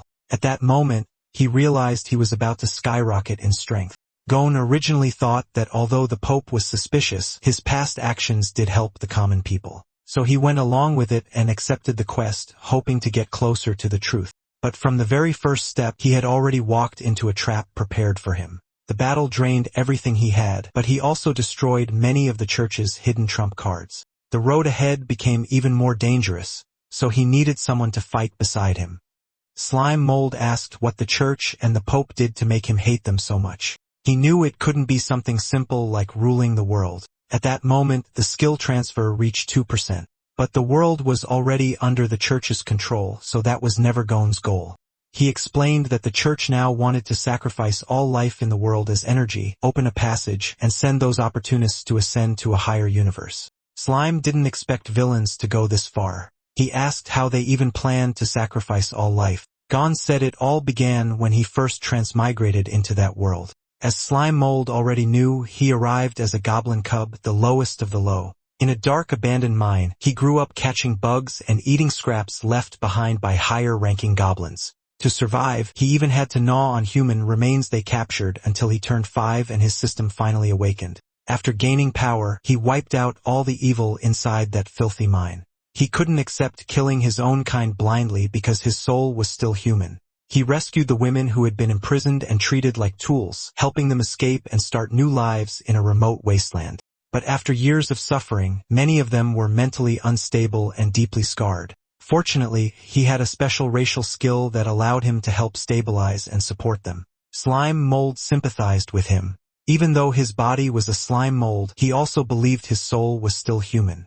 He compared Gon's special skill to his own decomposition. He had a rough idea of how Gon's ability worked. Gon admitted he envied Slime Mold's skill. It was simple and efficient, unlike his own, which consumed a lot of time and stamina. Fortunately, every time he copulates with female adventurers of different professions, he levels up an attribute. Still, his ability allowed him to steadily grow stronger and gain different attributes depending on who he worked with. It also gave him large amounts of experience. With dual cultivation skill, he built a strong foundation in both physical and magical strength. Also formed close bonds with those he saved and eventually created a family with them. Wanting to give them a better life, he decided to head to the royal capital. Slime Mold felt slightly annoyed. It sounded like he was bragging. Gon then said that going to the royal capital was the worst mistake of his life. Because of that decision, something terrible happened to his wives and children. But then, at 12% transmission, Merlin suddenly appeared. Goon instantly shifted his attention. But Merlin had instantly released wind blades. It was the same devastating attack as before, Circle of Wind's demise. The ground was carved into deep circular marks, and the surrounding trees were completely uprooted. Merlin had already learned that Gon's true form was a goblin, but instead of disgust, he was intrigued. If goblins could have such talent, he wanted to capture him alive and dissect him for study. It was a shame the Pope had ordered his complete execution. He heard rustling nearby and knew Gon was still alive. He asked how he managed to kill 𝖲ki𝗂ത്തോЛ, who had an undying body and adaptive power. The system warned Gon that his symbiotic armor durability had dropped to 0%. It was completely damaged and needed immediate repair. The system also advised him to retreat as the situation was unfavorable. Gon told the system to shut up. Merlin found that interesting. He wondered if Gon was talking to the invisible system they couldn't see. He grew curious. If he took Gon's body, could he inherit that system too? The thought excited him. Gon replied that 𝖲ki𝗂ത്തോL's undying chimera body was the result of experiments built on countless lives. Because of that, he called Merlin an inhuman devil, a servant of the church. Merlin found it amusing. He questioned whether Gon even understood what life meant. In the eyes of higher dimensions, beings like them weren't even worth mentioning. While he spoke, Slime Mold threw rocks at him. Merlin caught them easily. Slime Mold didn't expect that. Merlin mocked Gon, saying it was pathetic that this weak monster was all he had left. He then used gaze on Slime Mold. Slime Mold felt exposed, like his entire existence was being seen through. His body froze, unable to move. Then Merlin noticed something. Gon was gone. He realized he had been tricked while distracted. He wondered where Gon had run. Gon suddenly appeared above him and said he never planned to run. He used physical arts, weak point break, and struck from above. Merlin responded with abyss magic, geometric inferno. Slime Mold thought it was over. Merlin admitted that physical combat was his weakness, but he wouldn't let Gon get close again. But Gon, who should have been burned to ashes, answered that weak point break works on magic too. He reached out and grabbed Merlin. His hand locked onto Merlin's neck and slammed him down. Gon declared that even if he died today, he would drag Merlin down with him. Gon had only 1 out of 2,865,981 health left. The system activated Last Stand, which would last for 1 minute. During that time, no matter what damage he took, his health would stay at 1. He activated the skill Final Accord. Merlin panicked when he heard it. He struggled to break free and asked if Gon even understood the cost of that magic. The system warned him that the skill would override Last Stand and his health would drop to 0. When that happened, both his body and soul would completely vanish. He was told to think carefully, but it didn't matter anymore.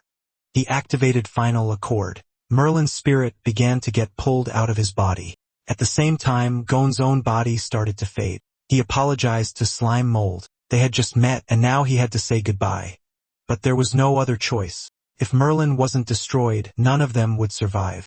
He entrusted the mission of saving the world to Slime Mold and warned him never to trust the church. Slime Mold broke down in tears. He begged Gon not to die. He wanted Gon to carry him forward. If someone as strong as Gon couldn't win, how could a simple slime mold save the world? A glowing magic circle formed above them, filled with bright green symbols. Gon's body slowly dissolved into the light. His final words were simple: believe in yourself.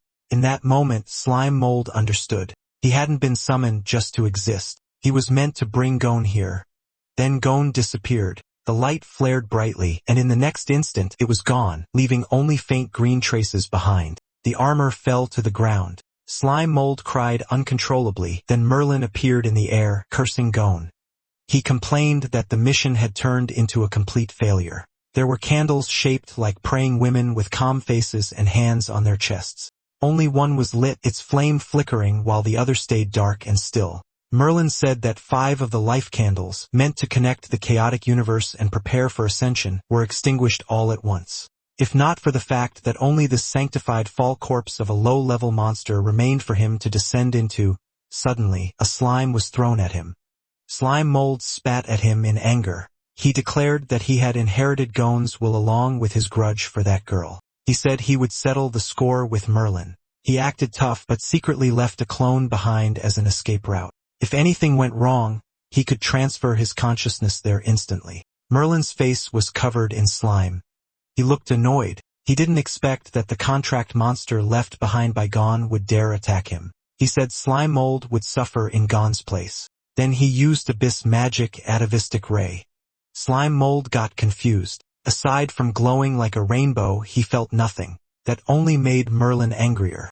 He guessed his soul had been badly damaged and his magic power had dropped a lot. He couldn't accept it. He was the strongest mage in the kingdom. There was no way he couldn't deal with a weak monster like this. Slime Mold knew Merlin had already been beaten half to death by Gon, and Merlin didn't know about his hidden trump card. He decided to use that gap to catch him off guard. Suddenly, the basilisk, the bird with the snake tail, kicked Merlin. Merlin slammed into a boulder with huge force, blood spraying everywhere. That only made him angrier. His veins bulged as he warned them that once he recovered, he would return and burn this swamp into a wasteland. The basilisk gathered flames in its neck, then it unleashed a high-tier spell, Pseudo-Dragon Breath. The flames blasted across the ground. When the fire faded, his body was left completely charred. Then the basilisk ate him. After swallowing, its snake tail moved and its whole body began to glow. Slime Mold watched as it evolved. It evolved from a snake secretary bird into a feathered serpent dragon. It became a long serpent-like creature with a red dragon head complete with horns and whiskers. Its body was thick and covered in scales, but parts of it shifted into a bird-like form with white feathers, strong limbs, and a long neck ending in a sharp beak. Overall, it looked like a fusion of a dragon and a bird with a long twisting body and mismatched features. It flapped its wings and flew away. Slime Mold was completely overwhelmed by what he had just witnessed. The system notified that skill transfer had reached 37%, but the connection was interrupted, causing the failure to acquire super magic. The reason: he had no magic power. Because of that, for dimensions enhancement and elemental resistance also failed. Other skills failed too, including high-tier divine arts and superunion. Only martial arts talent was successfully obtained. While Slime Mold mourned Gon, the system kept listing what he did gain: forging skill, medical knowledge, cooking skill, encyclopedia at 71%, and map atlas at 83%. He kept crying. He felt it would have been better to stay a carefree little slime mold. Even though he gained so much, he couldn't feel happy at all. He used search. His body stretched out like vines. He gathered the armor and slowly pieced it back together. He knew he couldn't stay like this. He had to move forward and inherit Gon's legacy. Otherwise, when the church sacrificed all life in this world, no one would survive. He put on the helmet. He stretched his body to fill the armor from head to toe. The armor was now filled with slime mold. Even without a proper body, he believed he could control it. He tried to take a step, but he lost balance. His arm almost fell off. He realized how hard it was. If he focused on the left side, he lost control of the right. If he focused on the upper body, the lower body stopped moving. In the end, he collapsed. He decided to give up on using the armor for now and hide it instead. He didn't know when the church would send more people, so he ate it and stored it inside his slime mold space. After that, he wandered around. Then he returned to his tree. Too much had happened in one night. His mind was overloaded, so he decided to take a moment and sort everything out. First, he checked the encyclopedia. It contained information about deep valley mountains, polar ice fields, barren mines, and the royal capital. He realized the world was far bigger than he thought, and he confirmed that he was currently in the swamp forest. The royal capital had placed portals in key locations, allowing travel between regions. These portals were controlled by the church.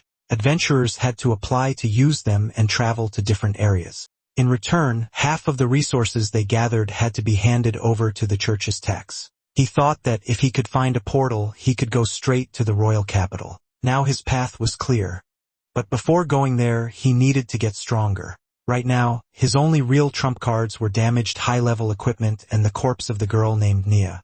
He paused, wondering if he should decompose it. He spent a long time thinking about it, but he knew that even if he kept her, there was no way to bring her back. So instead of letting her slowly rot, he chose to decompose her body. Her soul said goodbye to him. He cried as he said goodbye in return. That moment hardened his resolve to destroy the evil church. The system notified that he leveled up to 50. He gained 0.8 enhancement points and unlocked a skill called Domination Level 1. Then the system merged with his unique traits, Domination and Central Command, combined and evolved into Parasitic Domination Level 1. The next day, a frog rested quietly on top of a water lily. It sensed danger. It jumped away just as slime mold used plasmodial barrage on it, but more stones followed, and this time it got hit and died. Slime mold wanted to test his new skill.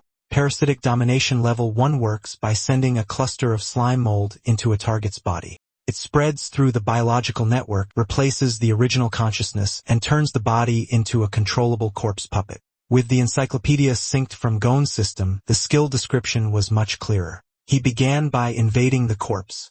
He spat a part of his body into the frog's mouth, then he activated the parasite. His body spread inside the frog. Moments later, the frog moved. It stood up. He was shocked, came back to life. The system confirmed the parasite was successful. He gained a swamp frog corpse puppet, but it had reached the current limit. To control more, he would need to level up the skill. He realized that once parasitism succeeded, the body could move on its own. Next was domination. He focused and transferred his consciousness into the slime inside the corpse, then he activated Dominion. Slime mold was amazed when his consciousness moved into the corpse. The frog became his puppet. Its durability was 0%, and its available skills were Charge Strike, Tongue Fist, and Pounce Bite. He was surprised that it even had a species description. He realized the durability was low because it was already dead. The vision through the puppet was wide. Felt strange, but exciting. Since he had taken over all the nerves, even the muscle memory came with it. Felt just like using his own body. He didn't need to adjust at all. The frog turned and looked at him. Slime mold understood something important. Once the puppet was active, his main body entered automatic mode. That meant his real body could be exposed to danger. He knew he had to hide it well during real fights. Still, he couldn't help getting excited while driving the frog. The puppet spotted a fly nearby. He used Tongue Fist to catch it. The experience felt fun. He decided to move around and try more. Slime mold kept jumping. He pounced on a small snail. He kept going until the signal weakened and suddenly the connection was cut. The frog collapsed. Slime mold was caught off guard. He estimated the distance, about 30 meters. He realized that when controlling a puppet, he couldn't go too far from his main body. He moved closer. Then the frog suddenly stood up again and started jumping around on its own. He thought it came back to life. That's when he understood. There were two states, active domination and automatic mode. His main body acted like a signal tower. During active domination, going too far caused a disconnect. But when close, the puppet switched to automatic mode, moving based on its old instincts. The The frog tried to eat the snail but kept missing. Slime Mold realized something else. The frog just wasn't very smart. He decided to end the test and stored the frog inside his storage space. Thinking ahead, he came up with a new goal: defeat the evolved basilisk and turn it into his puppet. If he could control a high-level magic beast, he could build a parasitic army and use it to fight against the evil Holy See. With that in mind, he continued searching for stronger targets. He dangled from a branch and swung over the water. Something shot up from below and hit him with a water jet, dealing -70 damage. He got annoyed that someone dared to attack him sneakily. He demanded to know who it was. He thought it was a spitting water stinky crab. Perfect. Some material just delivered itself, saving him the trouble of finding one. But when the creature surfaced, he saw it looked more like a puffer fish. Slime Mold was annoyed that every creature treated him like food. He decided to show his power as a level 50 low-ranking monster lord. The pufferfish prepared to fire a water gun. It shot at him, but he dodged with ease, then he countered with plasmodial barrage. Water splashed everywhere. Something moved fast underwater. Slime Mold got furious that it just attacked and ran. Of course, he wasn't letting that slide. He morphed into a net and trapped the pufferfish inside. Several pufferfish were caught. He gained a lot of experience after defeating them. Then our boy created a parasitic puppet pufferfish. Its durability was at 99%, and its available skills were water gun, steel tooth cut, and inflate. After that, he targeted a crab. He watched it eat from the tree. He dropped right on top of it. The crab tried to shake him off. This made Slime Mold drill deeper into the gaps of its carapace. Then he activated Parasite. The crab was defeated, earning him experience points. After that, he used Dominion and it gave him a swamp crab puppet. Its durability was also at 99% and its available skills were water gun, mud foam, and clamp. A few hours later in the forest, a frog fought the bees. You know it will be intense because the mage bee had already used the swarm summon skill. This was Slime Mold's puppet frog. He used the empowered tongue technique and struck all the bees in one swing. The system sent several notifications saying the targets were defeated and he gained experience points. The frog puppet swallowed all the bees stuck to its tongue. Its body swelled up, its belly bulging with uneven lumps. While two bees cast magic, when they formed a honey bomb, Slime Mold knew the swamp frog alone wouldn't be enough. His consciousness shifted and he used his crab puppet and made it fire. It unleashed a water gun. The system warned that the parasitic puppet, the fiddler crab, had abnormal status. Its internal moisture was drained and the skill water gun could no longer be used. He was told to restore moisture immediately. He was shocked that it couldn't fire water gun anymore. Meanwhile, the bees prepared fireballs. They caused a fiery explosion. The impact sent debris flying as the force spread across the area. The crab and frog puppets were left roasted. The bees thought the battle was over. Suddenly, one of them reacted in shock as a fast-spinning blue strike rushed straight at it. It blasted half of the bee's body. Slime Mold inside a pufferfish puppet hid quietly in a small pool celebrating a successful sneak attack. But nearby, another bee quickly fought back, launching a glowing attack. Slime Mold used consciousness shift. He escaped, leaving the parasitic puppets behind. He didn't mind though since he could just catch more. The bee grew even angrier. Then several bees gathered together, forming a layered wax barrier as they prepared to block the path. But Slime Mold easily broke the barrier and passed through. He knew he was stronger than them. He was just testing their teamwork. He attached himself to the beehive and spread his body like vines to search until he found the queen bee and used Parasite on it. If his plan worked, he'd get his first army. His plan was to control the queen bee, then control the entire swarm. The system notified that Parasite was successful. Using the queen bee, he called the children to rise. Its sound waves spread through the fallen bees, and to his surprise, nothing happened. Then he realized that once the queen bee dies, the whole swarm is done for. That means parasitizing the queen bee to control the hive is a dead end. In that case, using the queen bee as a puppet is pointless, so he decided to switch to the most useful one. He created a parasitic puppet hornet mage. It has 99% durability, and its available skills are gather honey, spark, ember, and levitation. That night, in his hideout, he called his Slime Mold squad and made them line up. The frog croaked. He named it Waji. Next was the crab. This new one had bigger pincers than the last. He named it 𝖤ki𝖾յուЛ. The poor puffer fish was summoned on land, and it struggled. He named it Shouten. Then our boy got confused when he didn't see the master bee. He was sure he released it along with the others. He had a suspicion, and he was right. When he looked at the frog, this fucker was eating the bee. That made him punch the frog. He announced that slime mold squad rule number 1, no eating teammates. The bee was spat out, but its durability dropped to 70%. Slime mold assured it that everything was fine now. Slime mold realized that his combat squad was complete. There was a frog, a crab, a pufferfish, and a bee.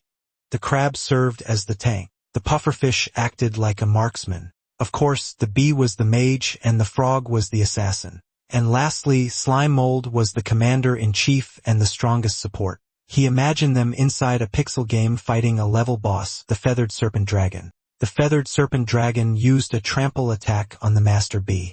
Slime Mold made Sheju use carapace defense. So when the Feathered Serpent Dragon reached for the mage, it was blocked by the crab. The crab's shell was damaged. Since Sheju's carapace defense was depleted, its health kept dropping. Slime Mold, acting as support, helped it recover using the skill cytoplasmic injection. The shell slowly patched itself up. Then when Slime Mold saw an opening, he made the mage and the marksman go all out and attack. The two prepared their attacks. The Feathered Serpent Dragon took continuous damage. Slime Mold realized the creature's hide was very tough. He made Master Bee and Shouten hold it in place while Waji moved in. Waji used an assassination skill and targeted the dragon's eye, making it bleed. The Feathered Serpent Dragon took massive damage and entered a weakened state. The squad cheered when they saw it happen. Slime Mold told them this wasn't the time to celebrate and ordered them to finish it. He commanded them to take it down. Everyone charged at once and it caused a huge explosion. Eventually, the Feathered Serpent Dragon was completely defeated. They celebrated their victory. But, of course, all of that was just Slime Mold's imagination. In the present moment, he didn't want to waste any more time. So their training began. At the swamp, something moved very fast. It was a level 9 bouncy mouse. It kept jumping across the swamp, but a predator noticed it and grabbed it. Then it dragged it onto land and ate the rabbit. This monster was a level 21 mimic stone cat. Out of nowhere, it felt intense pain. It didn't notice a giant swamp mosquito level 35 latch onto it. It got sucked dry. The mosquito started to feel full, so it pulled away from the body and left. The body was completely dried out. The mosquito hovered somewhere in the swamp. It landed and laid its eggs, which were eaten by fish as they fell into the water. Suddenly, electricity spread across the water, and it electrocuted the nearby animals. The mosquito and several fish were left roasted, floating on the surface, and they were eaten by a larger creature. It was a level 44 electric catfish. Unexpectedly, its body began to glow. Slime Mold stood on top of a branch and watched it. It looked like it was evolving. After that snake bird, this was the second time he had seen evolution happen. The creature evolved into a level 52 thunder catfish. It used thunder flash and water sprayed everywhere as it moved at high speed. And just like that, it was gone. Slime Mold was truly amazed. He noticed that monster evolution was becoming more frequent. From his encyclopedia, the world background started loading. It reached 100% and revealed new information. The area was a swamp forest. Its ecological level was in the S-rank danger zone. It was one of the places with the most variety of monsters. A large number of high-level magic beasts lived there, and evolution was a normal occurrence. The creatures there were classified as weak, medium, high-level, and king-level. In the battle records, Gon fought the Swamp Forest Monster Alliance. His target was the regional king, Kidoyalawa.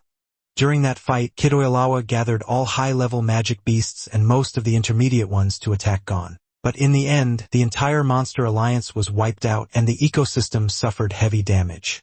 Present, the battle has ended, and the ecosystem has entered recovery. The land is gathering magic power, providing energy to restore itself. Ecological pathways are rebuilding, and monsters are restarting the evolution process.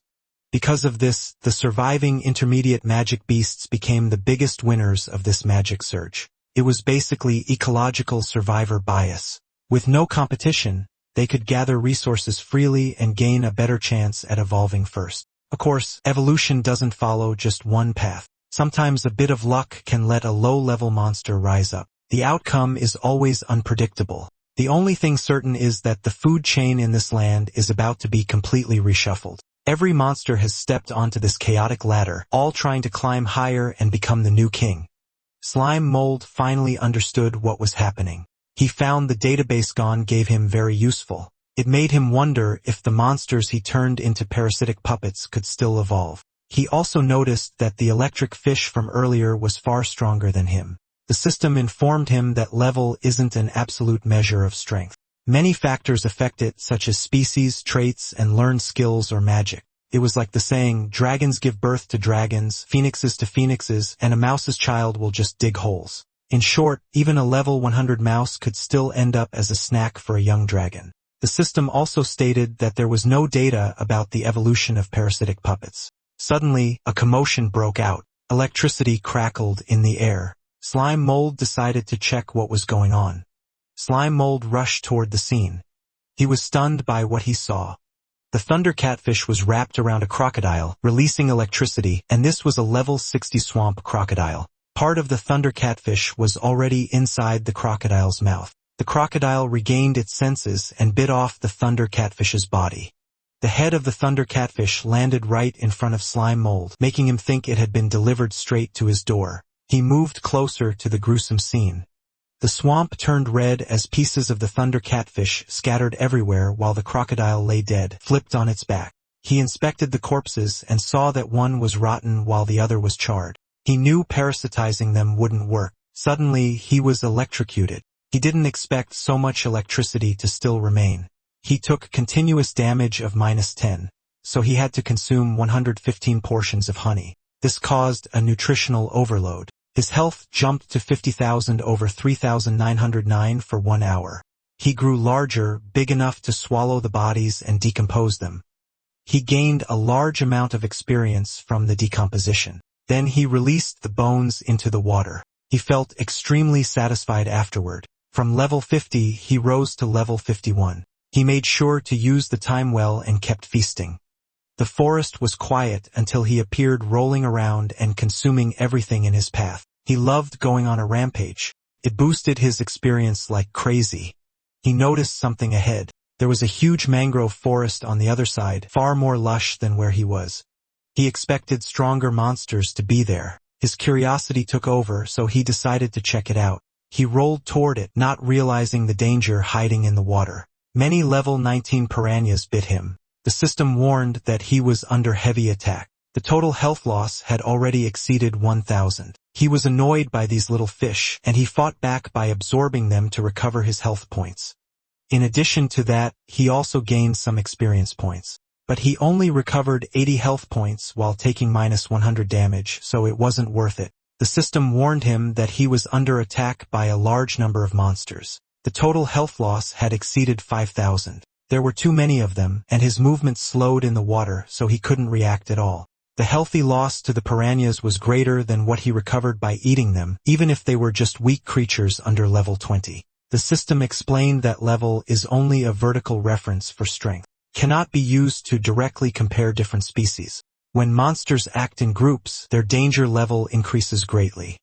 At that point, strength can't be judged just by level or numbers alone. The system also introduced a skill called Devourer's Benefit, which makes the host's body gigantic. While useful, it also makes him an easier target, so it must be used carefully. He was getting eaten from all sides, and this really wasn't the best time for a full system lecture. He used Plasmodial Barrage to eject himself from the giant body, and he escaped. The large body was completely devoured by the piranhas. If he consumed more honey to recover, he wondered if he could become giant again. The system replied yes, but the duration wouldn't reset. He only had 19 minutes left. He became large again and rolled through the forest, constantly gaining experience from decomposition. Eventually, he stopped. He noticed that the terrain was no longer changing, but the plants were still growing at an incredible speed. He was amazed at how the Earth's magic power nourished everything. He began to see things differently and realized that overthrowing the church might not be that hard. Even though Slime Mold lacked a dragon's breath or a beast's claws, his greatest strength was energy. And now he had finally passed the hardest stage from 0 to 1. All that remained was grinding from 1 to 100. As long as he kept decomposing and absorbing day and night, in about a month he could make the entire church face a mold army at their gates. He was lost in that fantasy when the system suddenly shut it down, saying it wouldn't work. He asked why. The system explained that as his level increases, the experience gained from decomposing low-level targets also drops. So 1 level gap gives 95%, 3 levels gives 77%, 10 levels gives 60%, 20 levels gives 36%, 50 levels gives 7.7%, and 100 levels gives just 0.6%. He realized that after rolling around for so long, the experience notifications kept popping up like crazy, yet his level didn't increase at all. Now he understood. The experience gain had been reduced. He grew annoyed at the system and demanded that it clearly show exact experience values. But the system refused, saying calculating precise values would consume too much computing power. Could only simulate results in the background. It also notified him that the power overload had ended and the requirement for the next activation would increase 5 times. Suddenly, slime mold shrank back to his original size. A pile of huge bones dropped when he became small again. He noticed that the system had become smarter after the update, but its artificial intelligence was still incredibly annoying. He warned it to tone it down. Suddenly, slime mold felt strange. He was too full, and he started vomiting everything he had absorbed all over the place. Looking at the pile of trash he had decomposed, he realized one thing. If he wanted to level up, he needed to find stronger opponents at sunset. He returned near the mangrove and saw that the tide had gone down. He could finally cross the dry lake, but the thick mud made him feel disgusted. Slime mold sat on the muddy ground, noticing the many holes around it. Curious, he leaned closer and called out, wondering if something inside would come out. Suddenly, he was struck. A sharp object pierced into his body from the mud. After that, he stayed still, a chunk of his body damaged, dirt and fluid dripping as he tried to process what just happened. That made him furious, so he dove into the hole. He went all the way inside. Suddenly, a mudfish was thrown into the air. He faced another fish, but since they were on land, he wasn't afraid. It was a level 17 mudskipper. It suddenly lifted itself up and released waves from its mouth. Slime mold didn't expect it to make that kind of cry. Many mudskippers came out of the hole after hearing the call. Slime mold realized they worked in groups, which meant the danger was far beyond just a single level 17 creature. He saw it as them ganging up on him. But luckily, he wouldn't be fighting alone. For some reason, he even copied an anime line as he summoned his puppet, saying summoning jutsu.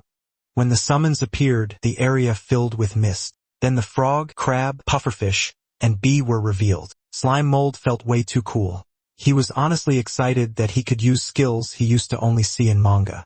The mudskippers attacked together using mud shot. The crab took the hit. The mud quickly hardened around its body, piling up until it was completely stuck. Even seeing that, slime mold wasn't worried. His whole body was made of cytoplasm anyway.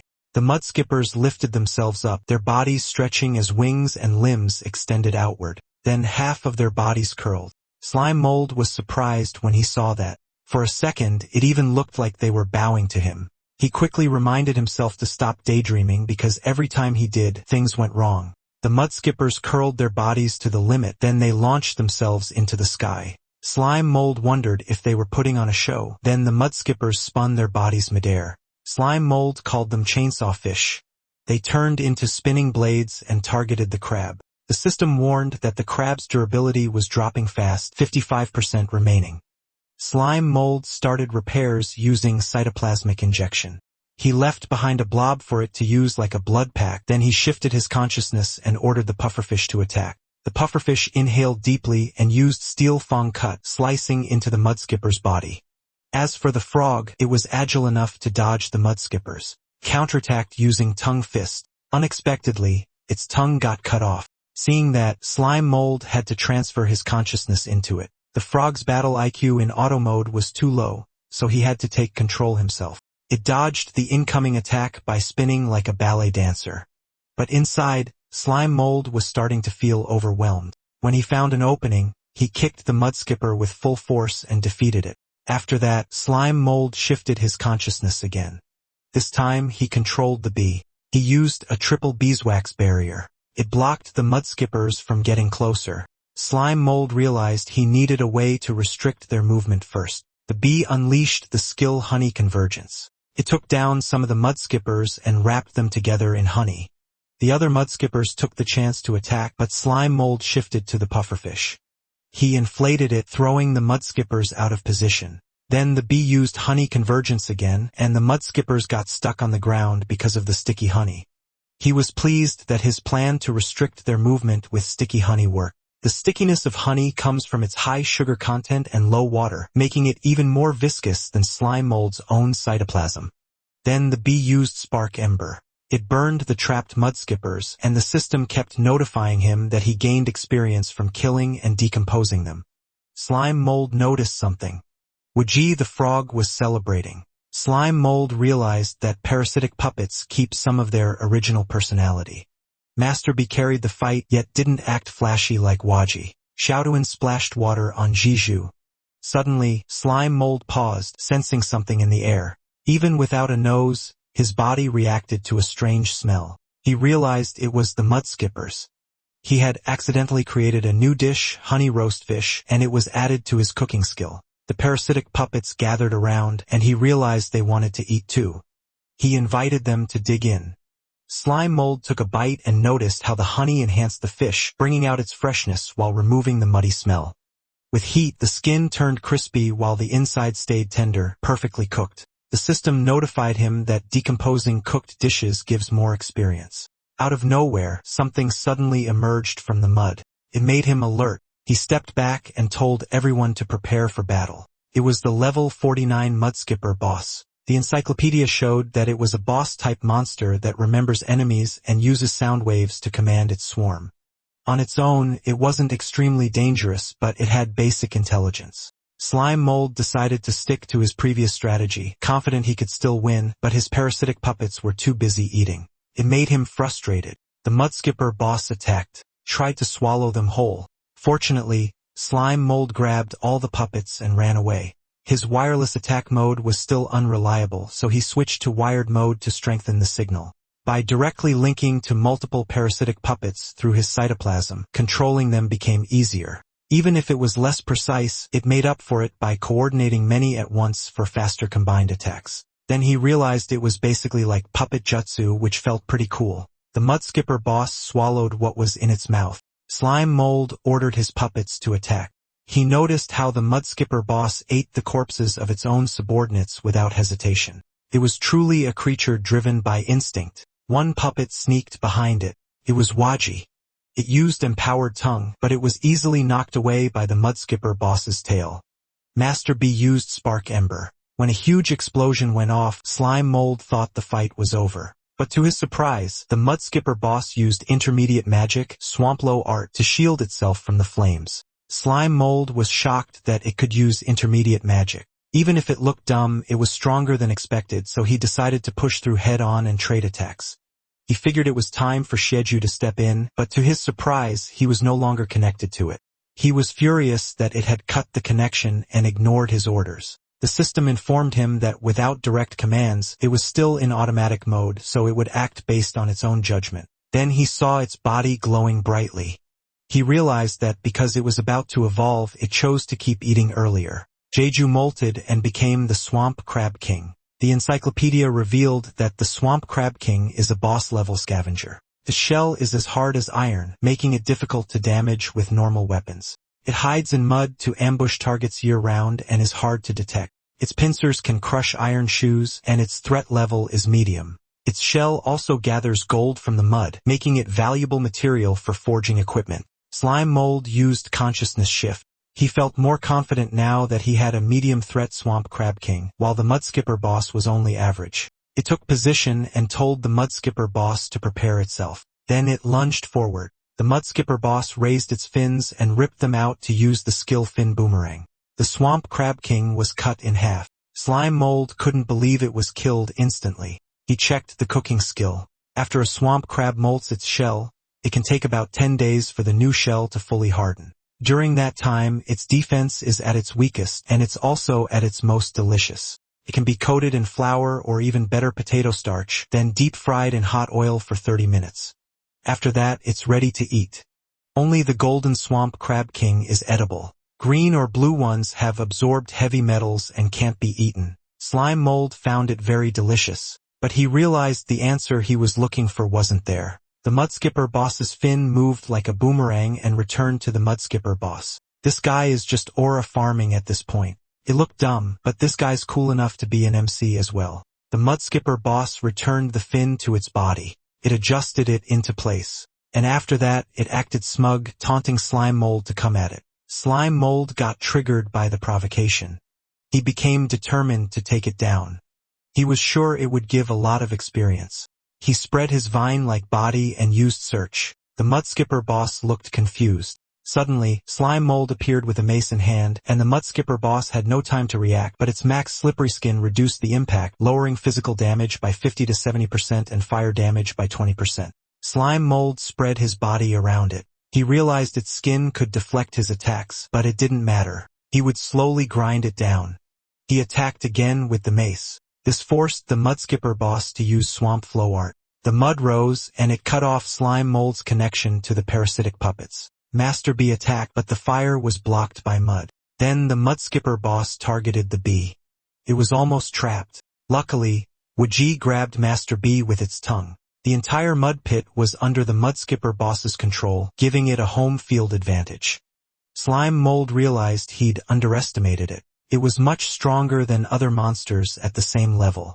It seemed that monsters with intelligence had a huge boost in combat power. The Mudskipper boss noticed him escaping, so it threw its fins toward him. This was the fin boomerang technique. Meanwhile, Xiaoduan inhaled deeply. Slime Mold felt relieved that it came to help. It blocked the incoming boomerang fin, but its durability dropped fast. Its inflated body got pierced. It deflated like a balloon. The system notified Slime Mold that the parasitic puppet had been destroyed. Slime Mold thanked Xiaoduan for protecting him, and promised its sacrifice wouldn't be wasted. He jumped forward and caught it and fully decomposed it. The Mudskipper boss waited for its fin to return, but it didn't. Slime Mold had already decomposed it and gained experience points from it. The Mudskipper boss couldn't believe it. It was left with a shiny bald head. Slime Mold laughed, imagining it as a bald fish. Of course, that only made the Mudskipper boss furious. It spoke, saying it would kill him. Slime Mold was shocked that it could talk. The encyclopedia appeared and explained that if a monster experiences intense emotions in battle, it can trigger intellectual evolution and gain the ability to speak. It activated intermediate magic, Swamp Flow art. The mud rose like a tsunami. Slime Mold decided to end the fight. He planned to use the move that once killed a sanctified monster. He spun the mace and threw it. This move was called Plasmatic Cannon. The Mudskipper boss brought its hands together and formed layers of thick mud walls. The mace struck the wall and kept piercing through each layer. The Mudskipper boss's heart skipped a beat as the final layer stretched toward it, barely holding back the attack. Slime Mold didn't expect his attack to be fully blocked. He worried that at this rate, even his weapon might be taken by the enemy. Suddenly, the system notified him of a martial arts talent. Martial arts talent. Based on the user's condition, it naturally creates suitable martial techniques, and right now, a move was ready to be used. Slime Mold was interested, but instead of overthinking, he decided to just use it. He unleashed Water Hammer, and the mud walls exploded with a loud blast. The mace broke through and struck the Mudskipper boss right in the mouth. It was thrown backward, and when it hit the ground, it was already dead. Blood dripped from its mouth, and its face was completely crushed. Rest in peace, bro.